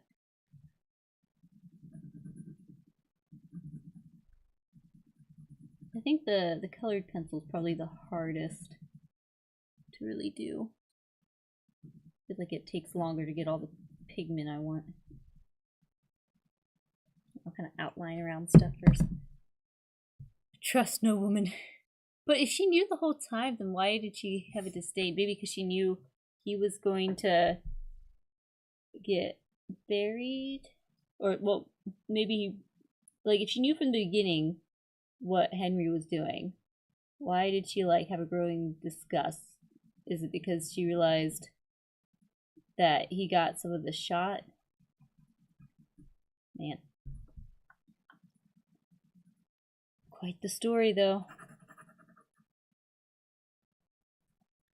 I think one thing Lovecraft does is he used, like, a lot of the stuff that happens is, like, caused by the humans. And the stories we've read so far, that seems the case. Let's see where I can fill this in nicely. I want to give it like velvety red walls. Alright, let's see if I can get my camera set back up. Let me do this. Make sure it's not showing at the moment. Let's see if we can get it pulled up. Alright, phone. Droid cam. I need droid cam.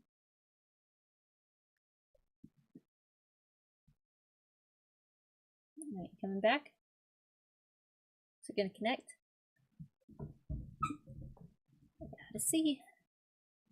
Yep, there we go. Okay, now let me get it repositioned. Back on here.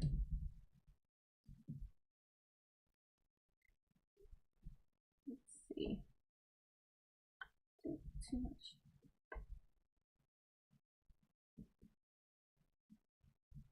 What is that? What is that? I think that should be good. Oh, no, don't go that way. Come here, camera. Let's see what was the best way it was set up.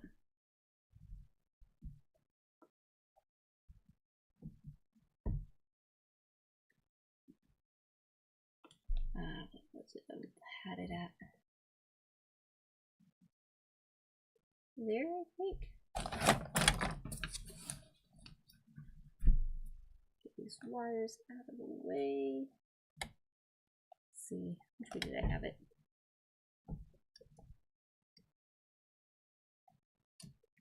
Like that. I think that's good. All right. Let me bring it back up. All right, here we go. So I got this. I got starting to do the wall. I think I got my picture all done. Still gotta decide how I want to do her dress. I think I want to make it green. What color should her hair be? What do you think? What color shall her hair be? Of course she knew. Her name was Sophie, right? Sophie means wisdom. Oh, that's interesting. Interesting little twist to it. Auburn. Okay, I can try and do an auburn. Alright, let's see. What story next?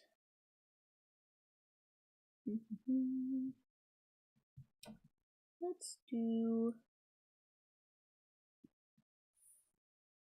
Of the little Lovecraft I've read, he likes to use intermediaries to tell a narrative, like the locals telling the story we heard, or the use of telegrams of for the most of the Whisper in the Darkness. I think I've read that one. I think I remember that one.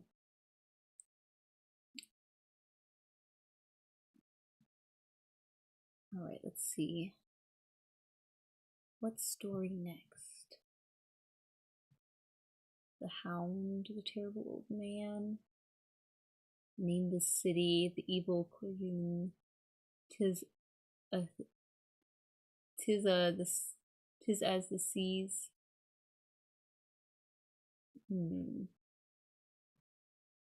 Trap. That's too long.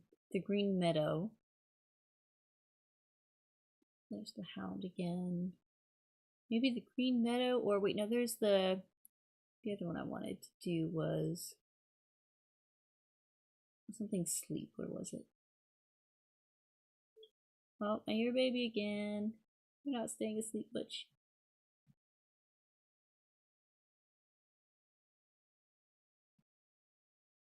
Where's the sleep one?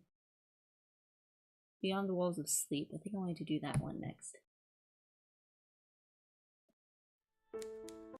We'll jump into it. I'm going to see if I can finish up this picture. Hopefully, I do want to try and get to the rest of them. And hopefully I could be quicker. But we'll see. We'll try. We'll give it a try.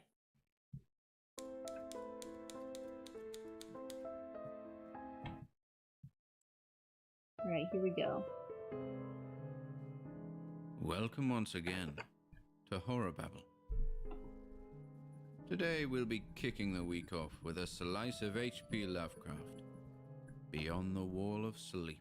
Dun dun dun. This is one of Mr. Lovecraft's earliest works, and was first published in the amateur journal Pinecones in 1919. That's an later interesting appearing name. in the Fantasy Fan in 1934, and posthumously in Weird Tales in 1938.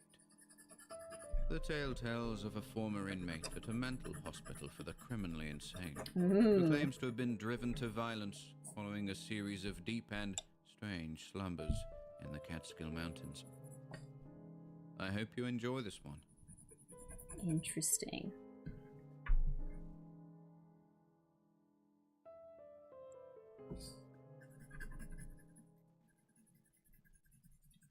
Beyond the Wall of Sleep by H.P. Lovecraft. There we go. I have an exposition of sleep come upon me. Shakespeare. I have frequently wondered if the majority of mankind ever paused to reflect upon the occasionally titanic significance of dreams, of the obscure world to which they belong. Whilst the greater number of our nocturnal Kid and I were talking about dreams on the earlier this evening before bed. visions are perhaps no more than faint and fantastic reflections of our waking experiences, Freud to the contrary with his puerile symbolism, there are still a certain remainder whose immundane and ethereal character permits of no ordinary interpretation, and whose vaguely exciting and disquieting effect suggests possible minute glimpses into a sphere of mental existence no less important than physical life, yet separated from that life by an all but impassable barrier. From my experience, I cannot doubt but that man, when lost to terrestrial consciousness, is indeed sojourning in another and uncorporeal life of far different nature from the life we know, and of which only the slightest and most indistinct memories linger after waking. From those blurred and fragmentary memories we may infer much, yet prove little. We may guess that in dreams, life, matter, and vitality, as the Earth knows such things, are not necessarily constant, and that time and space do not exist I'm not as sure our what to do waking here selves comprehend them. in this area. Sometimes I believe that this less material life is our truer life, and that our vain presence on the terraqueous globe is itself the secondary or merely virtual phenomenon. It was from a youthful reverie filled with speculations of this sort that I arose one afternoon in the winter of 1900. I think this is the went to the state criminal? psychopathic institution in Oh, which wait, I no. served as an Okay. intern. Was brought the man whose case has ever since haunted me so unceasingly. His name, as given on the records, was Joe Slater, or Slater, and his appearance was that of the Catskill Mountain Range, one of those repellent scions of a primitive colonial peasant stock whose isolation for nearly 3 centuries in the hilly fastnesses of a little-traveled countryside has caused them to sink to a kind of barbaric degeneracy, rather than advance with their more fortunately placed brethren of the thickly settled districts.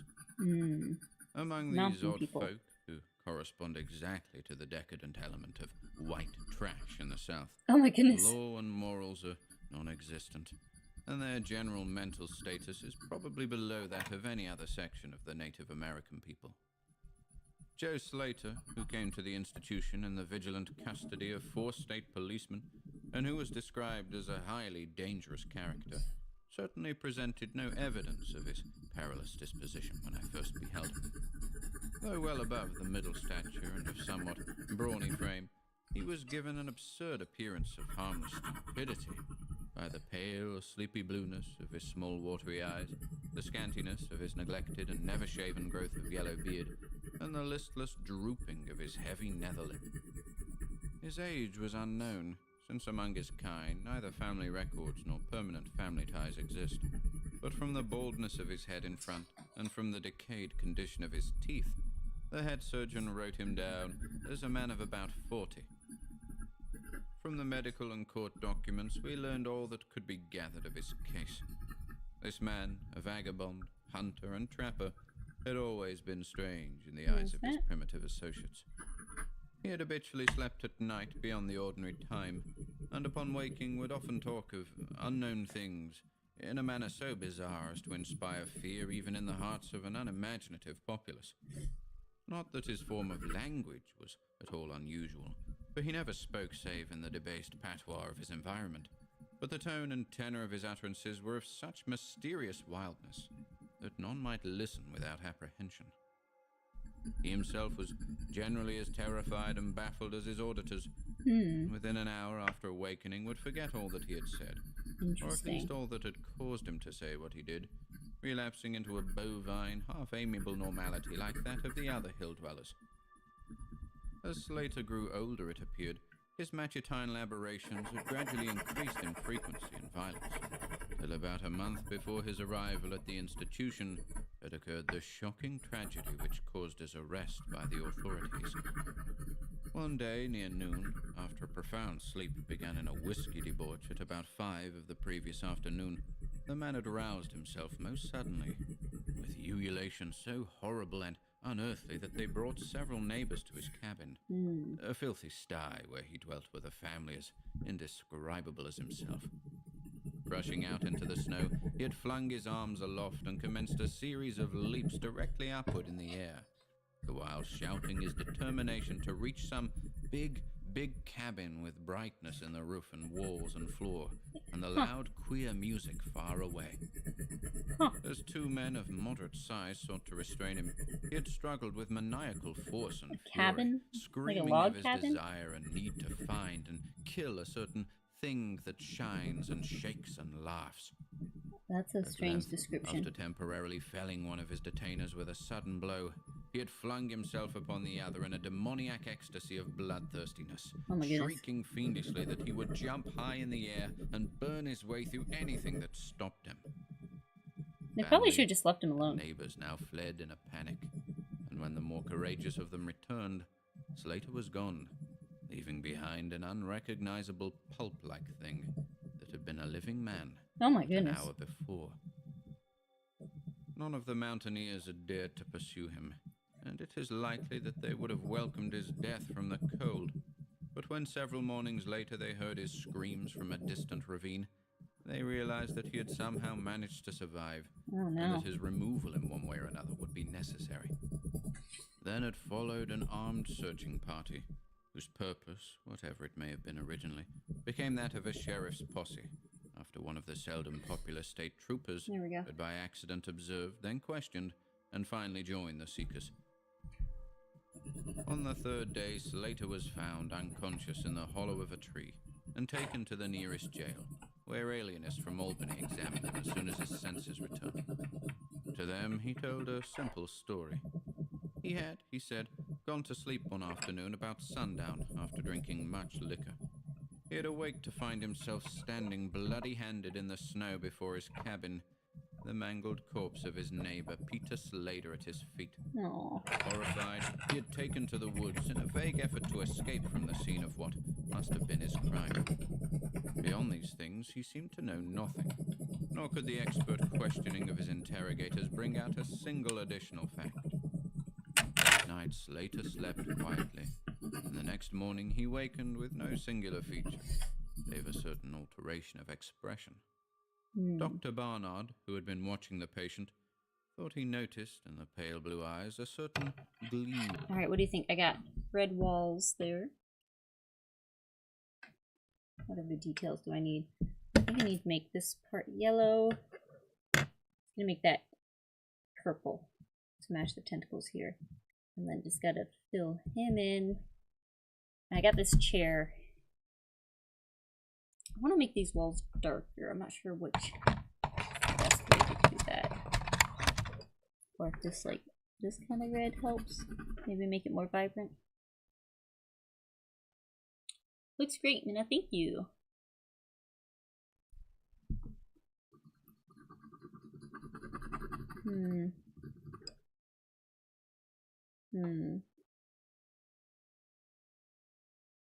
I need it to be darker.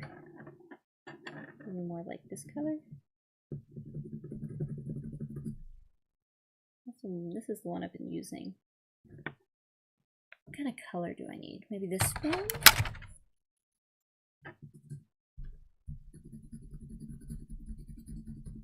No, let's do brown. I'll probably leave it like that. Need to work on the rest. Maybe I can make this part darker. What should I do here? Not sure. It seems like it should stay white. Maybe I'll come back to that. Oh, baby again? Do I hear a baby again? Let's see, where is this color? Fill in here at least.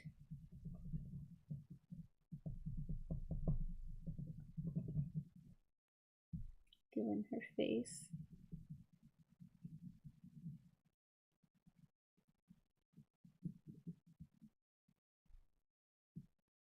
A little bit there.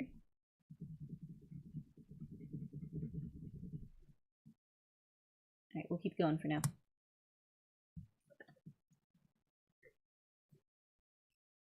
There we go. Of peculiar quality, and in the flaccid lips an all but imperceptible tightening, as if of intelligent determination. But when questioned, Slater relapsed into the habitual vacancy of the mountaineer, and only reiterated what he had said on the preceding day.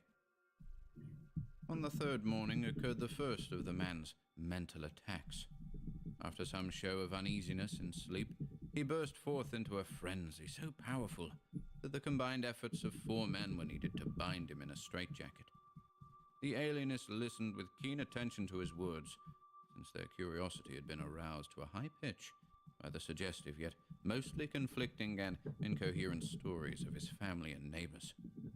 Slater raved for upward of 15 minutes, babbling in his backwoods dialect of great edifices of light, oceans of space, strange music, and shadowy mountains and valleys. But most of all did he dwell upon some mysterious blazing entity that shook and laughed and mocked at him. This vast, vague personality seemed to have done him a terrible wrong, and to kill it in triumphant revenge was his paramount desire. In order to reach it, he said, he would soar through abysses of emptiness, burning every obstacle that stood in his way. thus ran his discourse, until with the greatest suddenness he ceased. The fire of madness died from his eyes, and in dull wonder he looked at his questioners and asked why he was bound. Dr. Barnard unbuckled the leathern harness and did not restore it till night, when he succeeded in persuading Slater to don it of his own volition, for his own good. The man had now admitted that he sometimes talked queerly, though he knew not why. Within a week, 2 more attacks appeared, but from them the doctors learned little. Let's give him like On really the source black of eyes. Slater's visions, they speculated at length, for since he could neither read nor write and had apparently never heard a legend or fairy tale, his gorgeous imagery was quite inexplicable. That it could not come from any known myth or romance was made especially clear by the fact that the unfortunate lunatic expressed himself only in his own simple manner. He raved of things he did not understand and could not interpret, things which he claimed to have experienced, but which he could not have learned through any normal or connected narration. Brown beard. The alienists soon agreed that abnormal dreams were the foundation of the trouble. Dreams whose vividness could for a time completely dominate the waking mind of this basically inferior man. Strong With due words. formality, Slater was tried for murder, acquitted on the ground of insanity, and committed to the institution wherein I held so humble a post. I have said that I am a constant speculator concerning dream life, and from this you may judge of the eagerness with which I applied myself to the study of the new patient as soon as I had fully ascertained the facts of his case.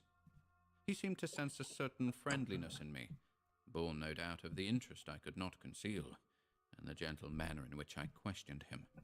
Not that he ever recognized me during his attacks, when I hung breathlessly upon his chaotic but cosmic word pictures, but he knew me in his quiet hours, when he would sit by his barred window, weaving vestments of straw and willow, and perhaps pining for the mountain freedom he could never enjoy. Guy. His family never called to see him. Probably it had found another temporary head, after the manner of decadent mountain folk. There we go. By degrees, I commenced to feel an overwhelming wonder at the mad and fantastic conceptions of Joe Slater. The man himself was pitiably inferior in reality and pleasure to life, but his glowing, tight-haired visions, though described in a barbarous and disjointed jargon, were assuredly things which only a superior or even exceptional brain could conceive. How, I often ask myself, could the stolid imagination of a Catskill degenerate conjure up sights whose very possession argued a lurking spark of genius?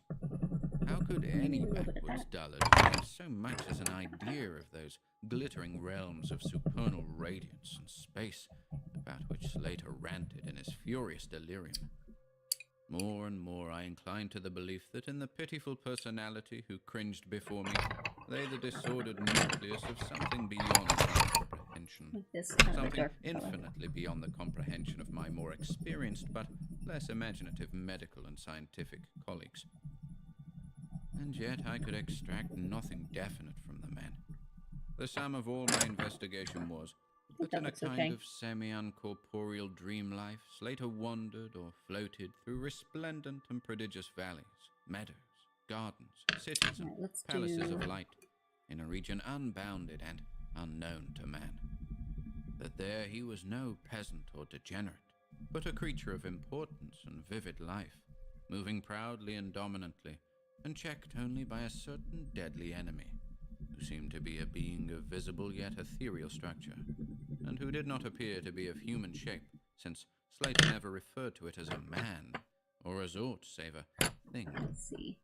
This thing had done Slater some hideous but unnamed wrong, which the maniac, if maniac he were, yearned to avenge. From the manner in which Slater alluded to their dealings, I judged that he and the luminous thing had met on equal terms, that in his dream existence the man was himself a luminous thing of the same race as his enemy. This impression was sustained by his frequent references to flying through space and burning. I still feel so bad for this guy. Progress. Yet these conceptions were formulated in rustic words, wholly inadequate to convey them, a circumstance which drove me to the conclusion that if a true dream world indeed existed, oral language was not its medium for the transmission of thought. Could it be that the dream soul inhabiting this inferior body was desperately struggling to speak things which the simple and halting tongue of dullness could not utter? Could it be that I was face to face with intellectual emanations which would explain the mystery, if I could but learn to discover and read them? I did not tell the elder physicians of these things, for middle age is skeptical, cynical, and disinclined to accept new ideas. Let's do another. The head of the institution had but lately warned me in his paternal way that I was overworking, that my mind needed a rest. What's going to happen to this guy? It had long been my belief that human thought consists basically of atomic or molecular motion, convertible into ether waves of radiant energy like heat, light, and electricity. This belief had early led me to contemplate the possibility of telepathy or mental communication by means of suitable apparatus, and I had in my college days prepared a set of transmitting and receiving instruments somewhat similar to the cumbrous devices employed in wireless telegraphy at that crude pre-radio period. These I had tested with a fellow student, but achieving no result, had soon packed them away with other scientific odds and ends for possible future use. Now, in my intense desire to probe into the dream life of Joe Slater, I sought these instruments again, and spent several days in repairing them for action. When they were complete once more, I missed no opportunity for their trial. At each outburst of Slater's violence, I would fit the transmitter to his forehead and the receiver to my own, constantly making delicate adjustments for various hypothetical wavelengths of intellectual energy. I had but little notion of how the thought impressions would, if successfully conveyed, arouse an intelligent response in my brain, but I felt certain that I could detect and interpret them. Accordingly, I continued my experiments, though informing no one of their nature. This seems risky. It was on the 21st of February, 1901, that the time to talk to space demons via radio. Haha! This can't end badly. Thing finally occurred. As I look back across the years, I realize how unreal it seems, and sometimes half wonder if old Dr. Fenton was not right when he charged it all to my excited imagination.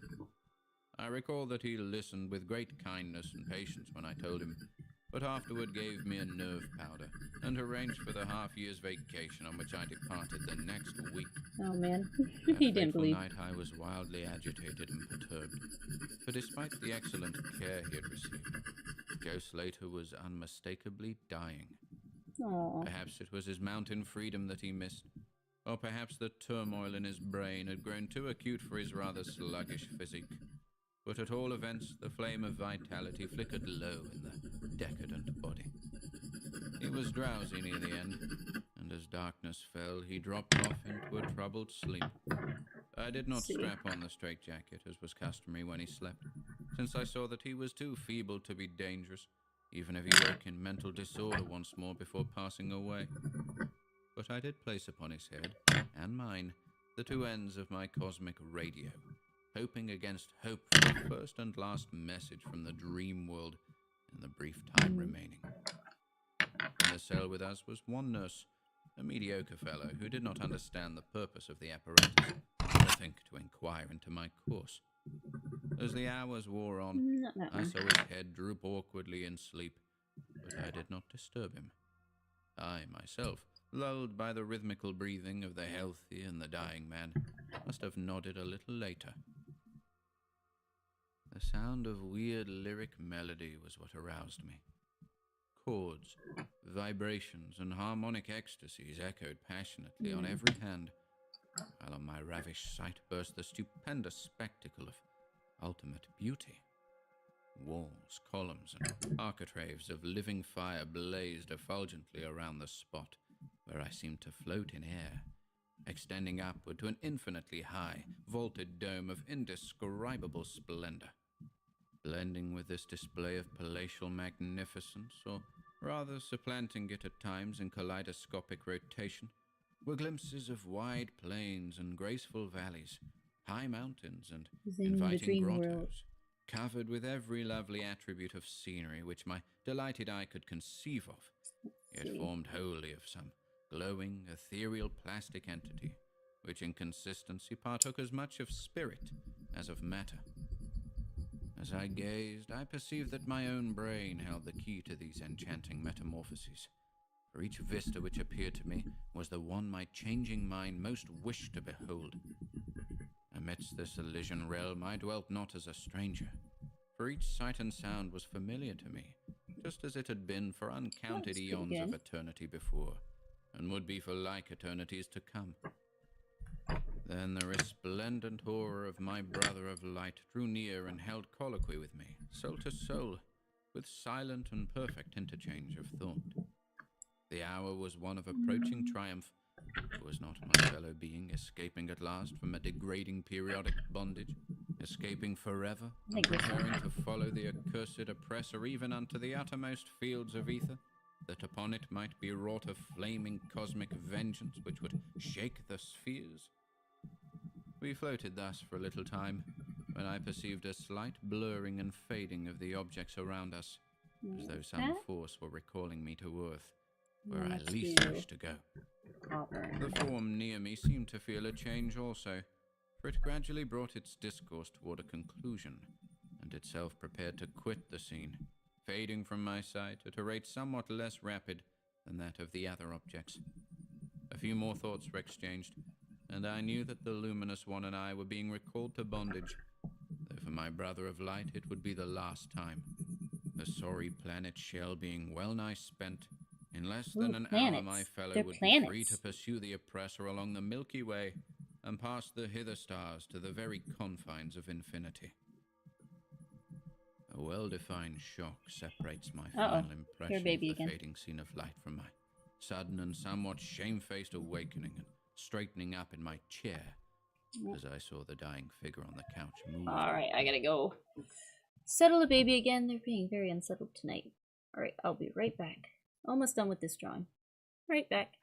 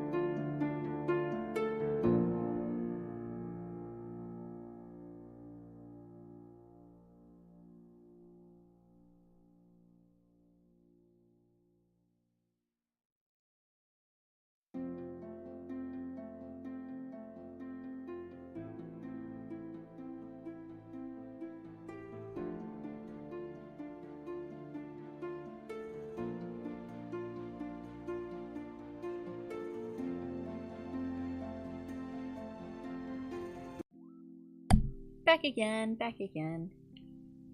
Alright, I think this piece is pretty much done.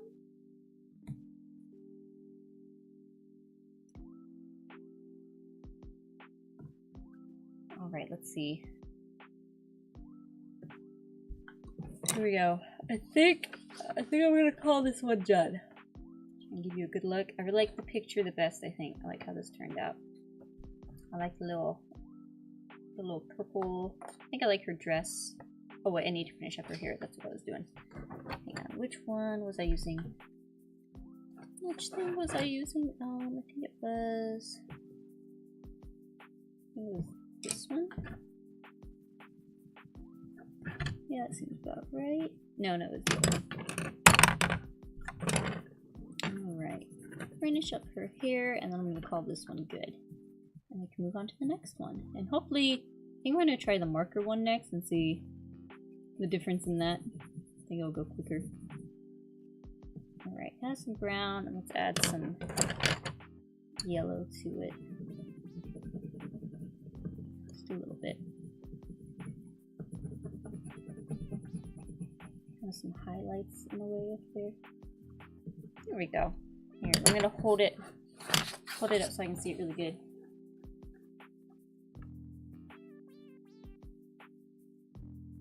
Yeah, I like that. So there we go. Ta-da! Also, I was thinking, if anyone else ends up getting any of the pages, whether like the ones that I'm doing or other ones from the notebook, try to think of a hashtag for putting in the, or I mean, you could put it in the Discord too, or like a hashtag Minna draw along or something. Just a fun little thing. But there we go. Ta-da! What do you guys think? First one done. Alright. Next one, I'm gonna try and do... Oh wait, I need to do her lips. I'll give her red lips. There's some little red lips there. There we go. Oh, I was gonna try and add shadows to the wall. Hang on a second. Let me see if I can add some simple little shadows here. Here, I'll push play on the story. Here we go. Hesitantly. Joe Slater was indeed awaking, though probably for the last time. As I looked more closely, I saw that in the sallow cheeks shone spots of color, which had never before been present. The lips, too, seemed unusual, being tightly compressed, as if by the force of a stronger character than had been Slater's. The whole face finally began to grow tense, and the head turned restlessly with closed eyes. I did not arouse the sleeping nurse, but readjusted the slightly disarranged headbands of my telepathic radio, intent to catch any parting message the dreamer might have to deliver. All at once, the head turned sharply in my direction, and the eyes fell open, causing me to stare in blank amazement at what I beheld. The man who had been Joe Slater, the Catskill decadent, was now gazing at me with a pair of luminous, expanded eyes, whose blue seemed simply to have deepened. Neither mania nor degeneracy was visible in that gaze, and I felt beyond a doubt that I was viewing a face behind which lay an active mind of high order. At this juncture, my brain became aware of a steady external influence operating upon it. I closed my eyes to concentrate my thoughts more profoundly, and was rewarded by the positive knowledge that my long-sought mental message had come at last. What's it gonna be? Each transmitted idea formed rapidly in my mind, and though no actual language was employed, my habitual association of conception and expression was so great that I seemed to be receiving the message in ordinary English. He's kind of patting himself on the back. Is dead, came the soul-petrifying voice or agency from beyond the wall of sleep. My opened eyes sought the couch of pain in curious horror, but the blue eyes were still calmly gazing. Oh, oops. I messed that up. And the countenance was still intelligently animated. He is better dead. There we go. He was unfit to bear the active intellect of cosmic entity. His gross body could not undergo the needed adjustments between... Man, it sounds like it's a planet, like a planet There's some planet that's taken over his mind. That has beef with another planet. Alright, let me get all these pencils put up. Ethereal life and planet life. He was too much of an See? He said planet life. His mind was taken over by planets. Little a man. Yet it is through his deficiency that you have come to discover. For the cosmic and planet souls rightly should never meet. He has been in my tormented diurnal prison for 42 of your terrestrial years. I am an entity like that which you yourself become in the freedom of dreamless sleep. I am your soul of light, and have floated with you in the effulgent valleys. It is not permitted me to tell your waking earth self your real self. We are all roamers of vast spaces, travelers in many ages. Next year I may be dwelling in the dark Egypt which you call ancient, or in the cruel empire of San Chan. Time travelers. Years They're time travelers. I have drifted to the worlds that reel about the red Arcturus, dwelt in the bodies of the insect philosophers that crawl proudly over the fourth moon of Jupiter. Like actual insects? How little does the Earth self know of life and its extent? How little indeed ought it to know for its own tranquility. Of the oppressor, I cannot speak. You on Earth have unwittingly felt its distant presence. You who, without knowing, idly gave to its blinking beacon the name of Algol, the demon star. Ooh, interesting. It is to meet and conquer the oppressor that I have vainly held back by bodily encumbrances. Tonight, I go as a nemesis, bearing just and blazingly cataclysmic vengeance. Watch me in the sky, close by the demon hill. I cannot speak long. The body of Ghost later grows cold and rigid, and the coarse brains are ceasing to vibrate as I wish. You have been my friend in the cosmos. You have been my only friend on this planet, the only soul to sense and seek for me within the repellent form which lies on this couch. We shall meet again, perhaps in the shining mists of Orion's sword, perhaps on a bleak plateau in prehistoric Asia, perhaps in unremembered dreams tonight, perhaps in some other form, an eon hence, when the solar system shall have been swept away. At this point, the thought waves abruptly ceased, and the pale eyes of the dreamer, or can I say dead man, commenced to glaze fishily. In a half stupor, I crossed over to the couch and felt on his wrist, but found it cold, stiff, pulseless. The sallow cheeks paled again, and the thick lips fell open, disclosing the repulsively rotten fangs of the degenerate Joe Slater. I shivered, pulled a blanket over the hideous face, and awakened the nurse. Then I left the cell and went silently to my room. I had an insistent and unaccountable craving for a sleep whose dreams I should not remember. The climax? What plain tale of science can boast of such a rhetorical effect? I have merely set down certain things appealing to me as facts, allowing you to construe them as you will. As I have already admitted, my superior, old Dr. Fenton, denies the reality of everything I've related. He vows that I was broken down with nervous strain and badly in need of the long vacation on full pay, which he so generously gave me. That's pretty nice. He assures me on his this guy's a little honor that Joe Slater was but a low-grade paranoic, whose fantastic notions must have come from the crude hereditary folk tales which circulate in even the most decadent of communities. All this he tells me, yet I cannot forget what I saw in the sky on the night after Slater died. Lest you think me a biased witness, another's pen must add this final testimony, which may perhaps supply the climax you expect. I will quote the following account of the star Nova Perseus verbatim from the pages of that eminent astronomical authority, Professor Garrett P. Service. On February 22nd, 1901, a marvelous new star was discovered by Dr. Anderson of Edinburgh, not very far from Algol. No star had been visible at that point before. Within 24 hours, the stranger had become so bright that it outshone Capella. In a week or two, it had visibly faded, and in the course of a few months, it was hardly discernible with the naked eye. Oh, wow. That's pretty good. That's a fast-moving star. That's the end of the story. Ooh, what do you guys think of that one? That one was fun. Thank you for listening today. Let's see. What should we listen to next? Or do you guys want to chat for a bit? We can take a little break from listening. I'm just gonna chit-chat for a minute. I think this will go quicker with the marker. I'm trying to think what my color palette shall be. Maybe I'll do a slightly darker gray for the other railing to show it's further in the distance.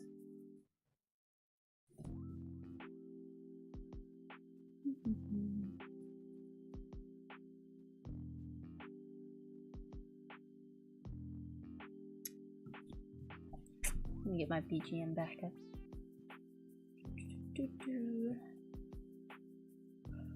BGM, please.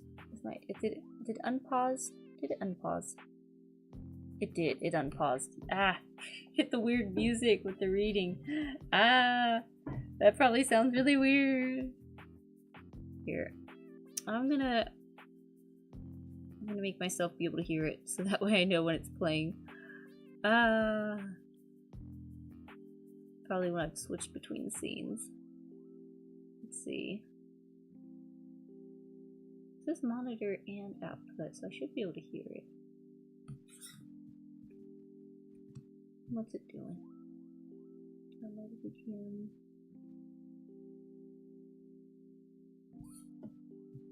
It's weird that I can't hear it.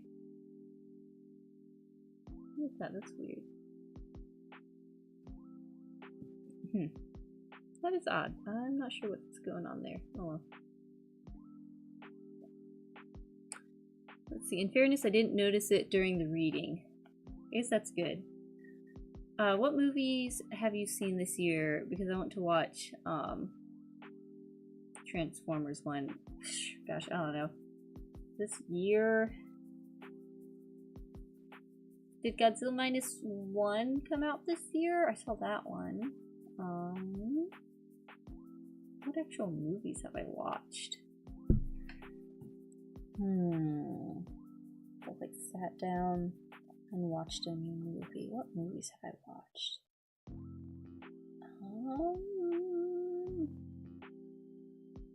I saw Godzilla Minus 1 whenever it came out. I thought that was like last year though. We watched Megamind. Megamind's always good. Got the evil lair set up at the barn in like a workshop, so we had to christen it by watching Megamind, which that is such a good movie. I love that movie. Have I watched any new movies this year? I don't think I have. I think the only thing I've really watched are like Ultramans. Maybe a little bit of Spy Family. I guess on the plane ride to the States I watched Wonka, the newest sort of Willy Wonka movie, except it was its own whole plot that just happened to have Wonka as the character. That was interesting. It was like very much a kid's movie, but it was also kind of intense in some ways. So that was interesting. I guess I'd recommend it. It's okay. It's okay. Yeah, let me see if I can find a darker gray. Yeah, there we go. I can't think of any other movies I've watched. There's not a whole lot of, I don't know, movies aren't a huge priority. Milliardo and I used to watch movies more often.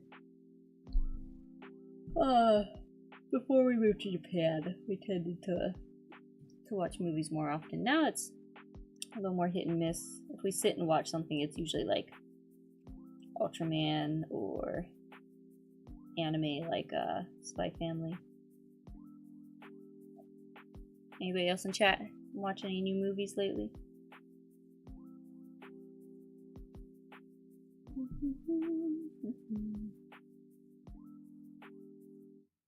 A little more in-depth there. Bunch of little teeth. What do you guys like to do for Halloween? I think this year we're just gonna like do a little cousin party. Just do our own little thing instead of trying to run around places. Just hang out and do a little mini party. I think that.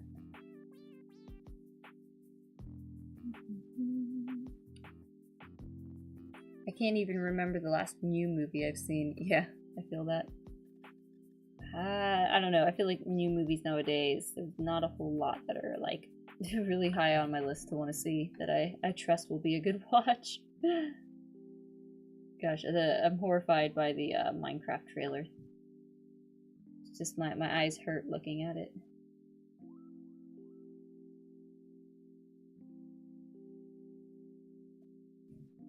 No, I'm having too much fun of a certain pink rabbit for liking Joker 2. I thought she didn't like it. I heard, like, I caught, like, a little bit of the stream she was talking about it. And I thought she didn't like it. I remember watching the first Joker, and that was... It's hard to call it a good movie, because it doesn't feel very good watching it, and it's pretty intense and brutal, but I did find it a very well done film. And it was worth watching at least that once. But from like the small little snippet I heard from, you know, a certain pink rabbit, I don't know how that second one, what their aim was with it. I don't know if it's kind of like how, like, so I haven't watched any of the John Wick films because I think it's slightly above my violence threshold. Like, there's a certain amount of sort of violence or graphicness that, like, is just not enjoyable for me. And from what I heard, John Wick 4, it's like, oh, people like the gunfights, so let's make almost the whole movie the gunfights. And kind of missed out on, like, the rest of the movie. Like, the plot wasn't as strong, or I don't know. That's what I remember hearing. I have, like, absolutely zero clue anything about the second Joker. Aside from, like, 10 seconds of hearing someone else talk about it. But I wonder if they're like, oh, the first Joker was so shocking, so let's make everything shocking. But then you kind of lose the point, you know? Let's see, maybe one more gray down here.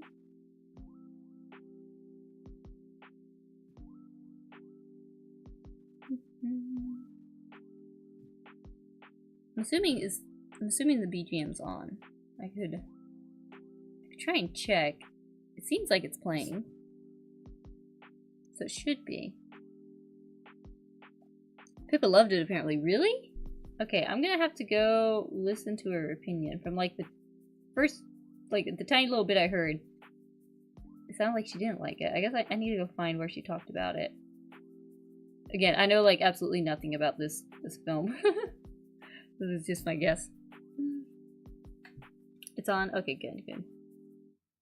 Let's see, I want to go trick-or-treating since I haven't done that in years, but I've been to some conventions. Ooh, Halloween convention sounds fun.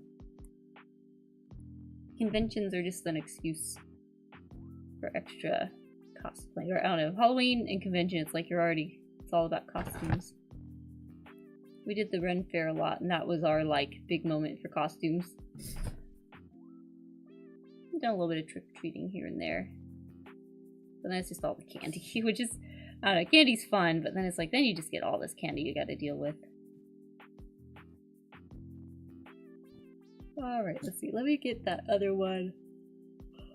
Do I want to make the chains a darker or lighter color? I'm not sure. Maybe a really dark color? This is like a really dark one. Let's see. Or she likes a certain scene a little bit too much. Okay, I'm gonna have to go back and listen.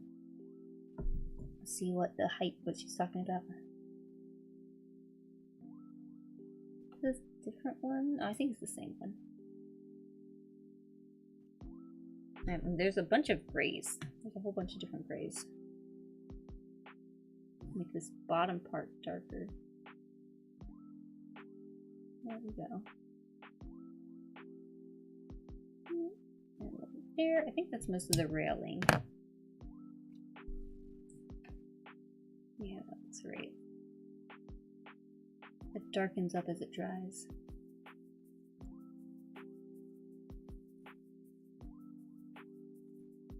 There's that.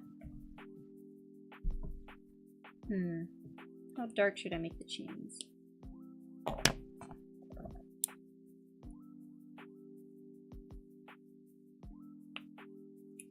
see here. I think this is black. I don't want that. Should I do this slightly lighter or this slightly darker for the chains? Let's see.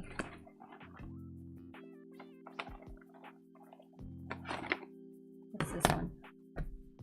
Maybe I'll do this in between one. Let's try that. Give it a second to set in.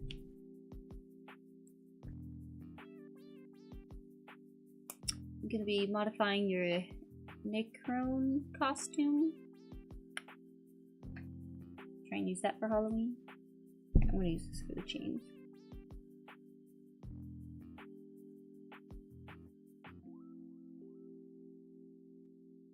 Yeah, I'll do the chains first. A whole bunch of chains.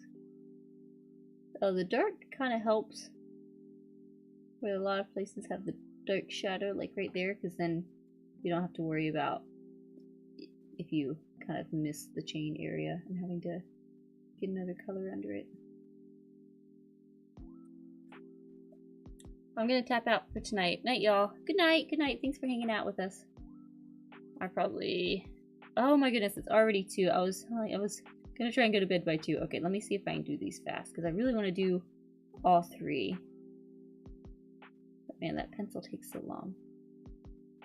I think I can do this one fast. Alright, maybe I'll put on the next story and just like grind. Do all of this. Maybe I'll leave those kind of spots in between the chain, not quite filling everything, to give it more of like a reflectiveness. Maybe there's shiny chains.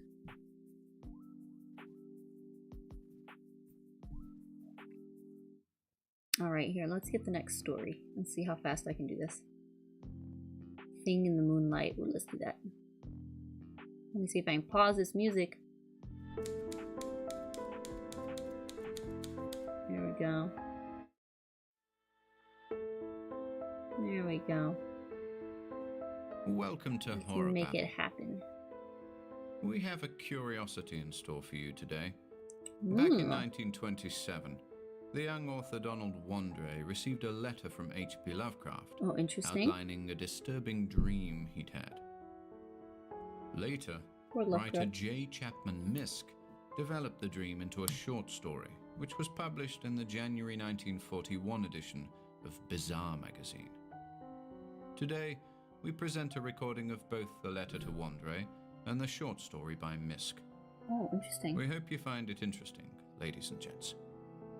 So this is by someone else, but it's based off of Lovecraft's dream, is what I'm gathering.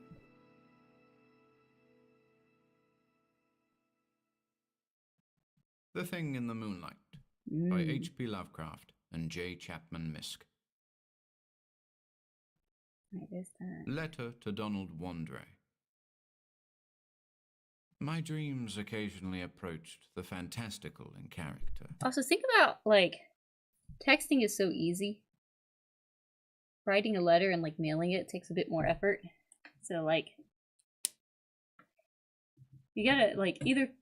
People were probably more used to, like, writing letters about random stuff. You know, the same way it's, like, texting. We're used to that. But at the same time, it's, like, it's a lot more effort to send a letter than to text. So you either, like, you really think about what you want to send, or you just get used to sending stuff a lot. Interesting little thought. Anyway. though falling somewhat short of coherence. One scene is especially stamped upon my recollection, that of a damp, fetid, reed-choked marsh under a grey autumn sky, with a rugged cliff of lichen-crusted stone rising to the north. Impelled by some obscure quest, I ascended a rift or cleft in this beetling precipice, noting as I did so the black mouths of many fearsome burrows extending from both walls into the... Should they all be red? Or should it be different colors, different lips? Maybe some red, some... I think I'll do different color lips. Evening, everyone. Good evening, Milliardo. Glad you could join us. We're listening to... there's... Lovecraft wrote a letter to his friend, and then I believe his friend turned it into the story, The Thing in the Moonlight. So that's what we're listening to right now. Depths of the stony plateau. At several points, the passage was roofed over by the choking of the upper parts of the narrow fissure, these places being exceedingly dark and forbidding the perception of such burrows as may have existed there. In one such dark space, I felt conscious of a singular accession of fright, as if some subtle and bodiless emanation from the abyss were engulfing my spirit. But the blackness was too great for me to perceive the source of my alarm.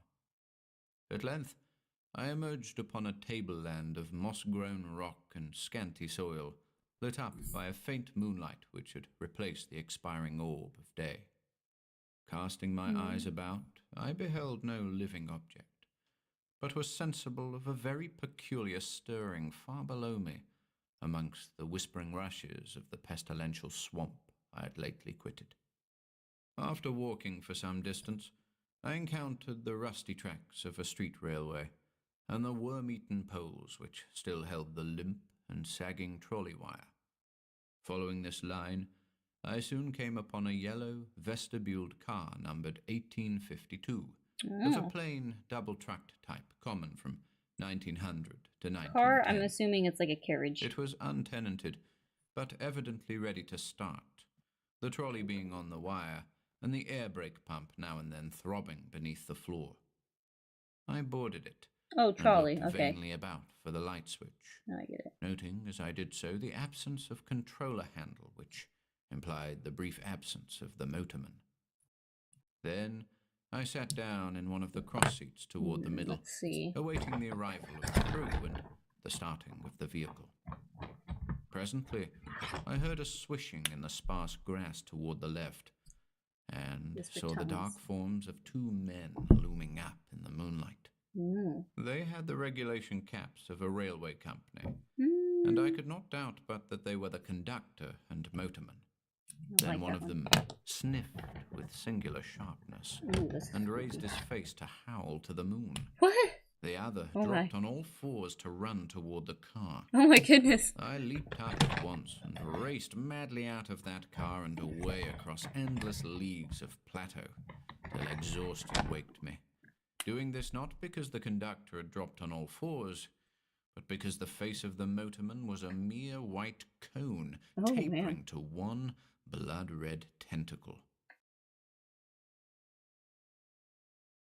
Imagine coloring Juji to manga art. I don't get the reference, but cool. It should be a mix. Yeah, I think so too. I'm trying to do the tongue right now. And now the story. The Thing in the Moonlight. Morgan is not a literary man. In fact, he cannot speak English with any degree of coherency. That is what makes me wonder about the words he wrote, though others have laughed. He was alone the evening it happened. Suddenly, an unconquerable urge to write came over him, and taking pen in hand, he wrote the following. My name is Howard Phillips. I live at 66 College Street in Providence, Rhode Island. On November 24th, 1927, for I know not even what the year may be now, I fell asleep and dreamed, since when I have been unable to awaken. My dream began in a dank, reed-choked marsh that lay under a grey autumn sky, with a rugged dream. It's cliff all about of dreams. lichen-crusted stone rising to the north. Impelled by some obscure quest, I ascended a rift or cleft in this beetling precipice, noting as I did so the black mouths of many fearsome burrows extending from both walls into the depths of the stony plateau. At several points the passage was roofed over by the choking of the upper parts of the narrow fissure, these places being exceedingly dark and forbidding the perception of such burrows as may have existed there. In one such dark space I felt conscious of a singular accession of fright, as if some subtle and bodiless emanation from the abyss were engulfing my spirit. But the blackness was too great for me to perceive the source of my alarm. At length, I emerged upon a tableland of moss-grown rock and scanty soil, lit by a faint moonlight which had replaced the expiring orb of day. Casting my eyes about, I like that line, expiring orb living of day. object, but was sensible of a very peculiar stirring far below me, amongst the whispering rushes of the pestilential swamp I had lately quitted. After walking for some distance, I encountered the rusty tracks of a street railway, and the worm-eaten poles which still held the limp and sagging trolley wire. This is just the dream. Following this line, I soon came upon a yellow, vestibuled car numbered 1852, of a plain double-tracked type common from 1900 to 1910. It was untenanted, but evidently ready to start, the trolley being on the wire and the air brake now and then throbbing beneath the floor. Again, this is just the dream. I boarded it and looked vainly about for the light switch, noting as I did so the absence of the controller handle, which thus implied the brief absence of the motorman. Then I sat down in one of the cross seats of the vehicle. Presently, I heard a swishing in the sparse grass toward the left, and saw the dark forms of two men looming up in the moonlight. They had the regulation caps of a railway company, and I could not doubt but they were conductor and motorman. Then one of them sniffed with singular sharpness, and raised his face to howl to the moon. The other dropped on all fours to run toward the car. I leaped up at once and raced madly out of that car and across endless leagues of plateau, till exhaustion forced me to stop, doing this not because the conductor had dropped on all fours, but because the face of the motorman was a mere white cone tapering to one blood-red tentacle. I was aware that I only dreamed, but the very awareness was not pleasant. Since that fearful night, I have prayed only for awakening. It has not come. Instead, I have found myself an inhabitant of this terrible dream world. Oh no. That first night gave way to dawn, and I wandered aimlessly over the lonely swamplands. When night came, I still wandered, hoping for awakening. But suddenly, I parted the weeds and saw before me the ancient railway car. Oh no. And to one side, a cone-faced thing lifted its head, and in the streaming moonlight howled strangely. It has been the same each day. Night takes me always to that place of horror. I have tried not moving with the coming of nightfall, but I must walk in my slumber, for always I awaken with the thing of dread howling before me in the pale moonlight. And I turn and flee madly. God, when will I awaken? That is what Morgan wrote. I would go to 66 College Street in Providence, but I fear for what I might find there. Oh man. If you enjoyed listening today, be sure to subscribe to the channel by hitting the red Interesting subscribe little twist button he below. did at the end. After doing so, click the bell icon next to the subscribe button to receive new content notifications. Ooh, you know what would be If fun? you'd like to support our work and receive... I have to ask Ben if you would mind us listening to the Pinkerton's Ghost Stories. That's a way to introduce you guys to it. Could be fun. I'll have to ask him. Alright, let's see. What's next? Goodbye, Avatar Meti. Hope you have a good night. Let's see. Anyways, I'm gonna go to cook myself something to eat since it's 7 p.m. so dinner. It is 2 a.m. here. Ah! But I'm determined. I want to finish these things. Let's see. What's another one?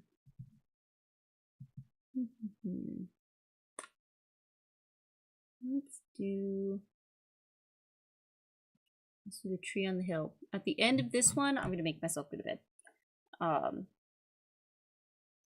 probably do a little bit. I'm gonna do a little bit of the other one too. I gotta be realistic with myself. I'm probably not gonna completely finish them, but I will do at least a sampling of these other two. Actually, you know what? I should do a shorter story. I'll let myself have like another 10 minutes and do a little bit of each of the other two, and I'll have to finish it on my own time and post it to Twitter. Because this one's kind of cool too. So I'll do just like a little bit of this, and I might play around with it more. Alright, so let's do the Dissident. Here we go.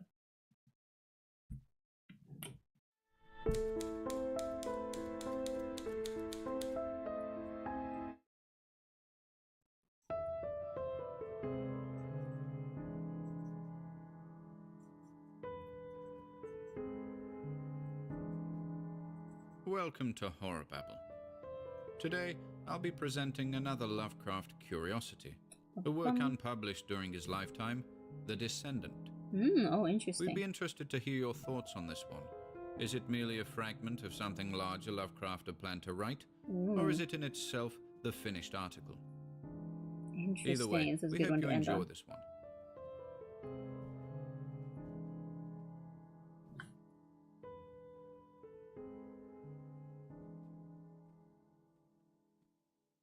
The Descendant by H.P. Lovecraft. In London, there is a man who screams when the church bells ring. He lives all alone with his streaked cat in Gray's Inn, and people call him harmlessly mad.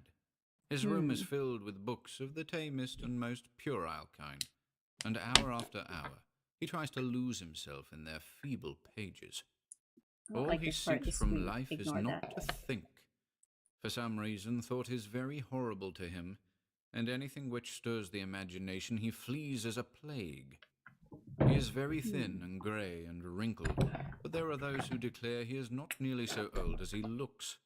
Fear has its grisly claws upon him, and a sound will make him start with staring eyes and sweat-beaded forehead. Friends and companions he shuns, for he wishes to answer no questions. Those who once knew him as scholar and aesthete say it is very pitiful to see him now. He dropped them all years ago, and no one feels sure whether he left the country or merely sank from sight in some hidden byway. It is a decade now since he moved into Gray's Inn, and of where he had been he would say nothing, till the night young Williams bought the Necronomicon. Williams was a dreamer, and only 23, and when he moved into the ancient house he felt a strangeness and a breath of cosmic wind about the grey wizened man in the next room. He forced his friendship, where old friends dared not force theirs, and marvelled at the fright that sat upon this gaunt, haggard watcher and listener. For that the man always watched and listened no one could doubt. He watched and listened with his mind more than with his eyes and ears, and strove every moment to drown something in his ceaseless poring over gay, insipid novels. And when the church bells rang, he would stop his ears and scream, and the grey cat that dwelt with him would howl in unison, till the last peal died reverberantly away. But try as Williams would, he could not make his neighbor speak of anything profound or hidden. The old man would not live up to his aspect and manner, but would feign a smile and a light tone, and prattle feverishly and frantically of cheerful trifles, his voice every moment rising and thickening, till at last it would split in a piping and incoherent falsetto. But his learning was deep and thorough, his most trivial remarks made abundantly clear, and Williams was not surprised to hear that he had been to Harrow and Oxford. Later it developed that he was none other than Lord Northam, of whose ancient hereditary castle on the Yorkshire coast so many odd things were told. But when Williams tried to talk of the castle, and of its reputed Roman origin, he refused to admit that there was anything unusual about it. He even tittered shrilly when the subject of the supposed undercrypts, hewn out of the solid crag that frowns on the North Sea, was brought up. So matters went till that night when Williams brought home the infamous Necronomicon of the mad Arab Abdul al-Hazred.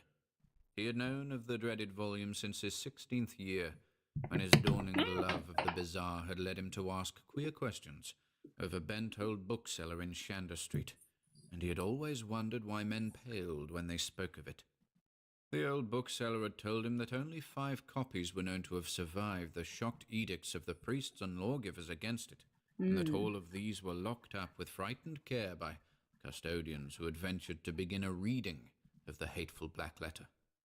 But now, at last, he had not only found an accessible copy, but had made it his own at a ludicrously low figure.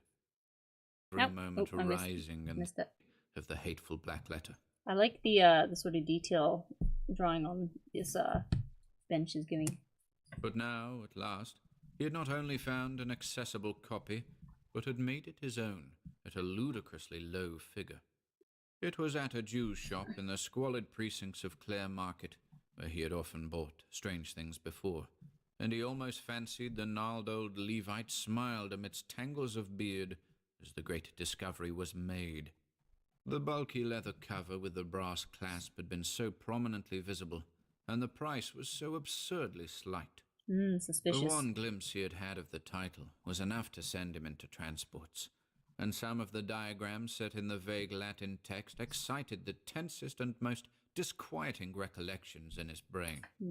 He felt it was highly necessary to get the ponderous thing home and begin deciphering it, and bore it out of the shop with such precipitate haste that the old Jew chuckled disturbingly behind him.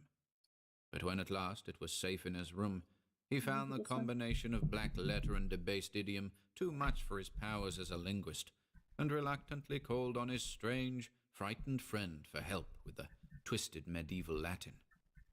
Lord Northam was simpering inanities to his streaked cat, and started violently when the young man entered. Then he saw the volume and shuddered wildly, and fainted altogether when Williams uttered the title. It was when he regained his senses that he told his story, told his fantastic figment of madness in frantic whispers, lest his friend be not quick to burn the accursed book and give wide scattering to its ashes. There must, Lord Northam whispered, have been something wrong at the start, but it would never have come to a head if he had not explored too far. He was the 19th Baron of a line whose beginnings went uncomfortably far back into the past, unbelievably far, if vague tradition could be heeded, for there were family tales of a descent from pre-Saxon times, when a certain Gnaeus Gabinius Capito, military tribune in the 3rd Augustan Legion, then stationed at Lindum in Roman Britain, had been summarily expelled from his command for participation in certain rites unconnected with any known religion. Gabinius had, the rumour ran, come upon a cliffside cavern where strange folk met together and made the elder sign in the dark. Strange folk whom the Britons knew not save in fear, and who were the last to survive from a great land in the west that had sunk, leaving only the islands with the raths and circles and shrines of which Stonehenge was the greatest. There was no certainty, of course, in the legend that Gabinius had built an impregnable fortress over the forbidden cave and founded a line which Pict and Saxon, Dane and Norman were powerless to obliterate, or in the tacit assumption that from this line sprang the bold companion and lieutenant of the Black Prince, whom Edward III created Baron of Northam. These things were not certain, yet they were often told, and in truth the stonework of Northam Keep did look alarmingly like the masonry of Hadrian's Wall. As a child, Lord Northam had had peculiar dreams when sleeping in the older parts of the castle, and had acquired a constant habit of looking back through his memory for half-amorphous scenes and patterns and impressions which formed no part of his waking experience. He became a dreamer who found life tame and unsatisfying, a searcher for strange realms and relationships once familiar, yet lying nowhere in the visible regions of Earth. Filled with a feeling that our tangible world is only an atom in a fabric vast and ominous, and that unknown domains press on and permeate the sphere of the known at every point, Northam in youth and young manhood drained in turn the founts of formal religion and occult mystery. Nowhere, however, could he find ease and content, and as he grew older, the staleness and limitations of life became more and more maddening to him. During the 90s, he dabbled in Satanism, and at all times he devoured avidly any doctrine or theory which seemed to promise escape from the close vistas of science and the dully unvarying laws of nature. Books like Ignatius Donnelly's chimerical account of Atlantis he absorbed with zest, and a dozen obscure precursors of Charles Fort enthralled him with their vagaries. He would travel leagues to follow up a furtive village tale of abnormal wonder, and once went into the desert of Araby to seek a nameless city of faint report, which no man has ever beheld. There rose within him the tantalizing faith that somewhere an easy gate existed, which if one found would admit him freely to those outer deeps whose echoes rattled so dimly at the back of his memory. It might be in the visible world, yet it might be only in his mind and soul.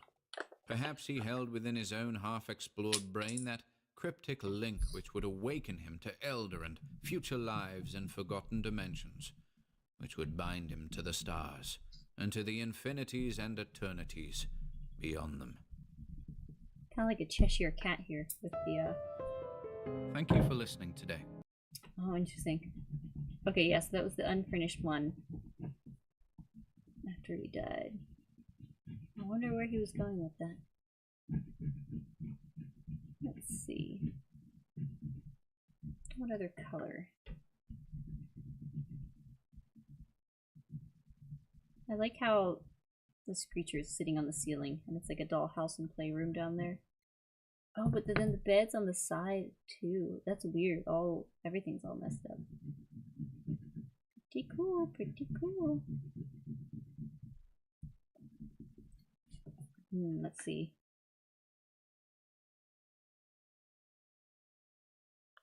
It'd be fun to do like a mixed medium thing. What else? I should do an orange. What's a good orange?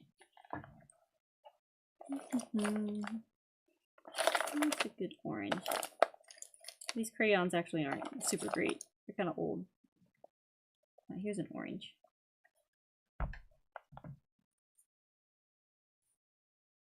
Alright, but I should get to bed. Oh, did the hand cam die? Hang on. Oh no! It should still be there.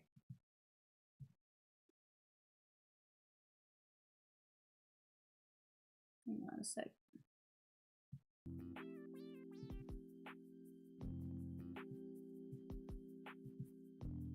Why did it do that?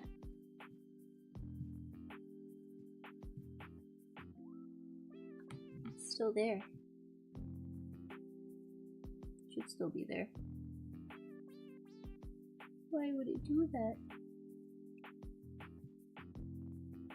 Man. Oh, it's just like loading. Why are you being like that? Yeah, let me make it deactivate for a minute. Here's a good orange.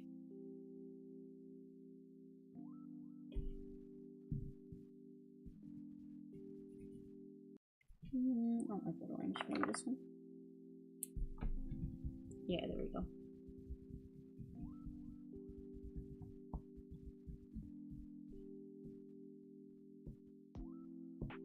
Alright, now hand cam, are you gonna turn on for me?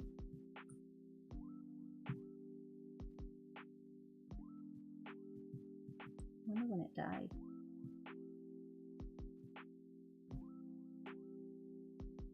Why are you being like this?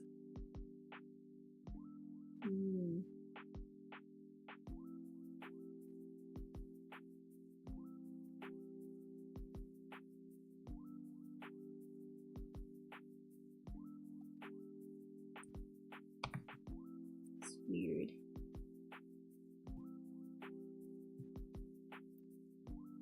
I wonder how to fix that.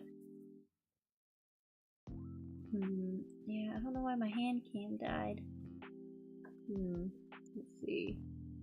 Let's stay on this end. Let me check this again. Going back to over here. Now let's see. Do that.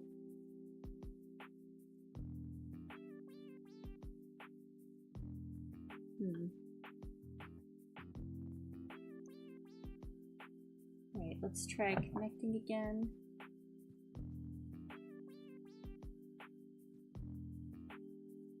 Come on, hand cam, you can do it. Why you be like this? There we go, okay. Fixed it! Yay! Alright, we need to finish out the night. So, there's this guy. I'm gonna do a little bit more, just a little more coloring there.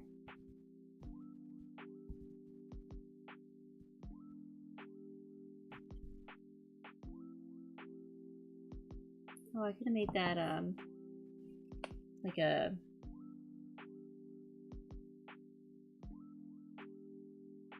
candy corn. Could have been candy corn on that side. Oh well.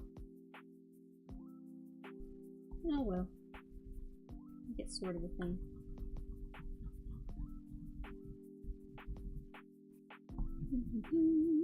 Oh, it's got a fuzzy tail. I wonder if I want to do another color on this side, or do the same kind of orange thing, like orange and yellow maybe. And the purple there. I think I want to do that. I can't think of another color combo that I want there.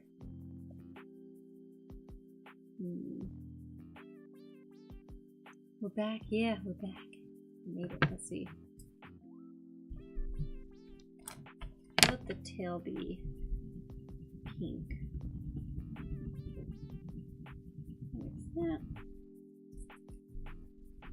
Well, I hope you guys enjoyed this drawing stream. Again, if you look at the little pinned comment, you could get your own coloring pages from BAR-1 Scorpio, I think is technically the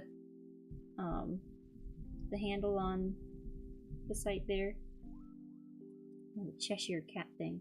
But yeah, he's got a cool little thing. Oh, I forgot to read the other descriptions for the other pages. Hang on real quick.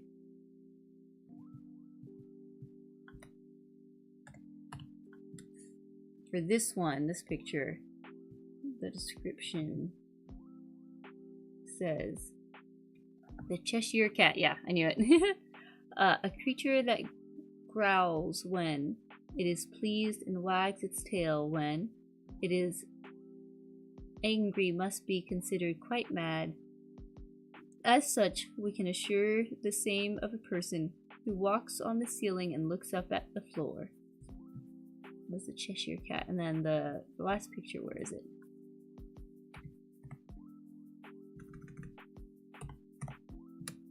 This what? Oh, where'd I put it? This guy. A little thing about that one, little quote is, are you dizzy, disoriented, or distracted? Have you the feeling of falling over? Listing to starboard like a seagoing ship? Welcome to the vortex tunnel, where the turning wheels tumble and turn, twisting your mind until you must cling to the rails to keep from spinning out of control. Fun little descriptions there. Very cozy. I'm glad you liked it. Let's see. It's already pretty late here. I want to finish coloring at least the legs here.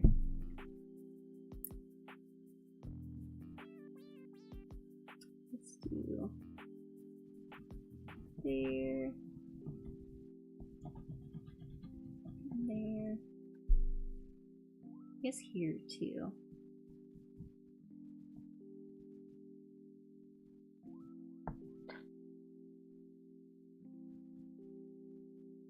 Just a little bit. I kind of like where it's. See, I like the purple. Make this the purple.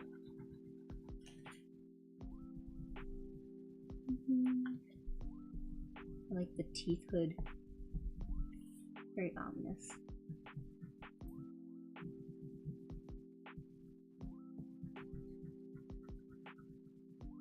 Beds. Did you notice the beds like weird? Like there's the floor, then the bed's on the wall in a weird way.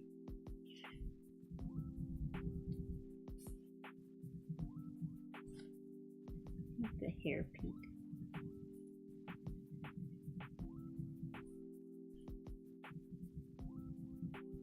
And we got the teeth.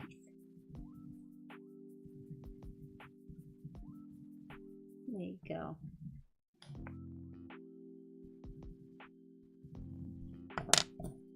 Let me do some more purple here. One more orange.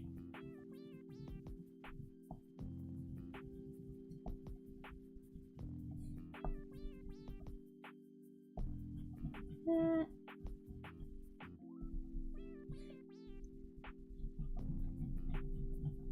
I'm going to try and finish the other 2 pages before Halloween. By the end of the month, I'll have the other pages done. Okay, let's find a good yellow. What's a good yellow?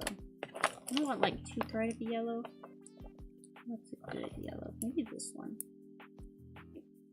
Candy corn is good to look at, just not for eating. Yeah, not a huge fan. Make it a more subtle one. Maybe this one.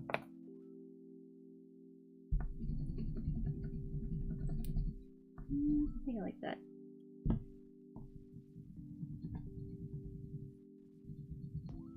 Kind of gives a bit of a candy corn feel.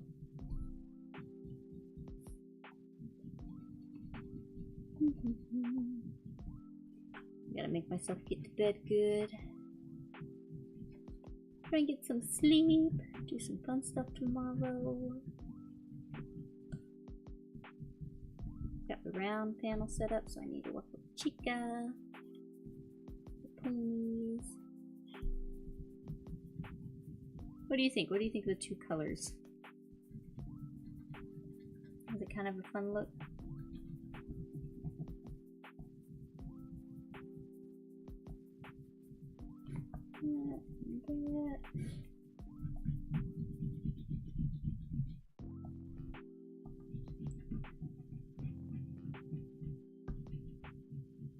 There we go. Oh, there's kind of a little work on it. I think that's fun.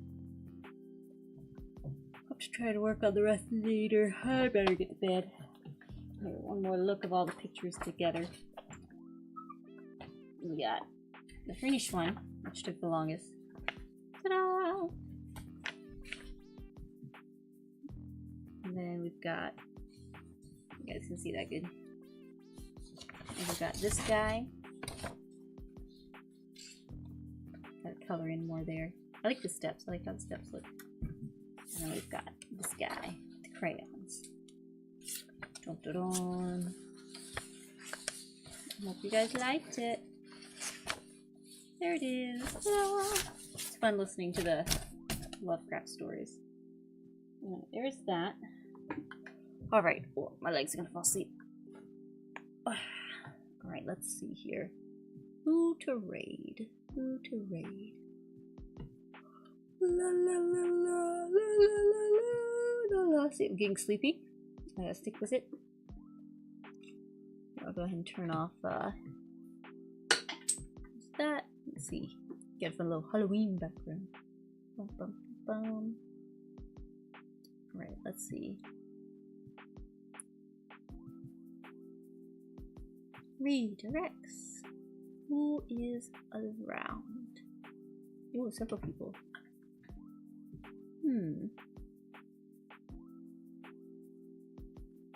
Maybe let's raid Brit at Cookie Box. Could be fun. Could raid her. There's a lot of people around. Let's see. Who do we want to raid?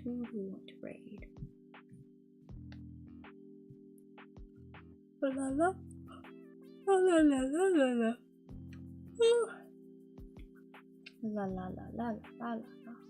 La la la. La la la la. Let's see, who can we raid?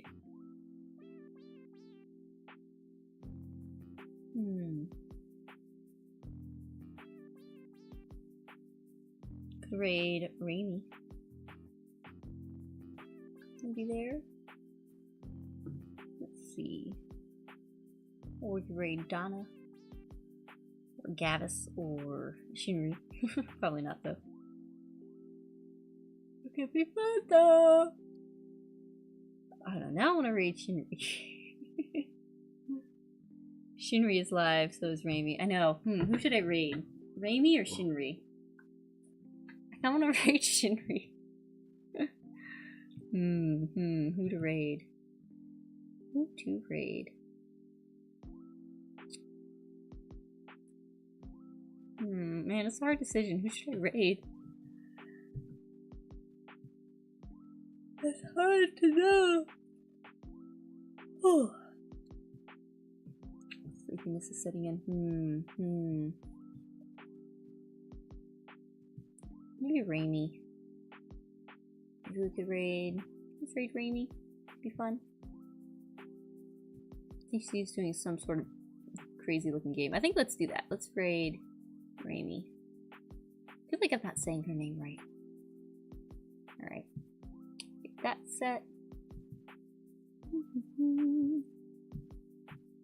Late night gaming. It's a funny thumbnail she's got. Alright, that's set. Oh yeah, now it's almost 3. Oh, I feel like 3 o'clock's my new 2 o'clock. Usually I could get myself to bed by 2. Lately, at least when I stream, it's like 3. Let's see. Next week, do I have my planner nearby? I gotta figure out what am I doing next week. I have some different plans. I think I'm gonna have Dad back on stream. I want to do a karaoke, celebrate 4K. Not sure if I'll do that this next week. Oh, I should read some more. I should read some of the stories from Kirsova House. That'd be fun. Their new the latest magazine is out, so I'll read some stuff of that. I gotta look at my plans, but anyways, I think that will be all for today. So once again, thank you so much everyone for joining me for this little stream and some drawing and whatnot. I hope everyone has a great day or night or whatever it is for you whenever you're watching. And until next time, stay fresh, my friends. Bye!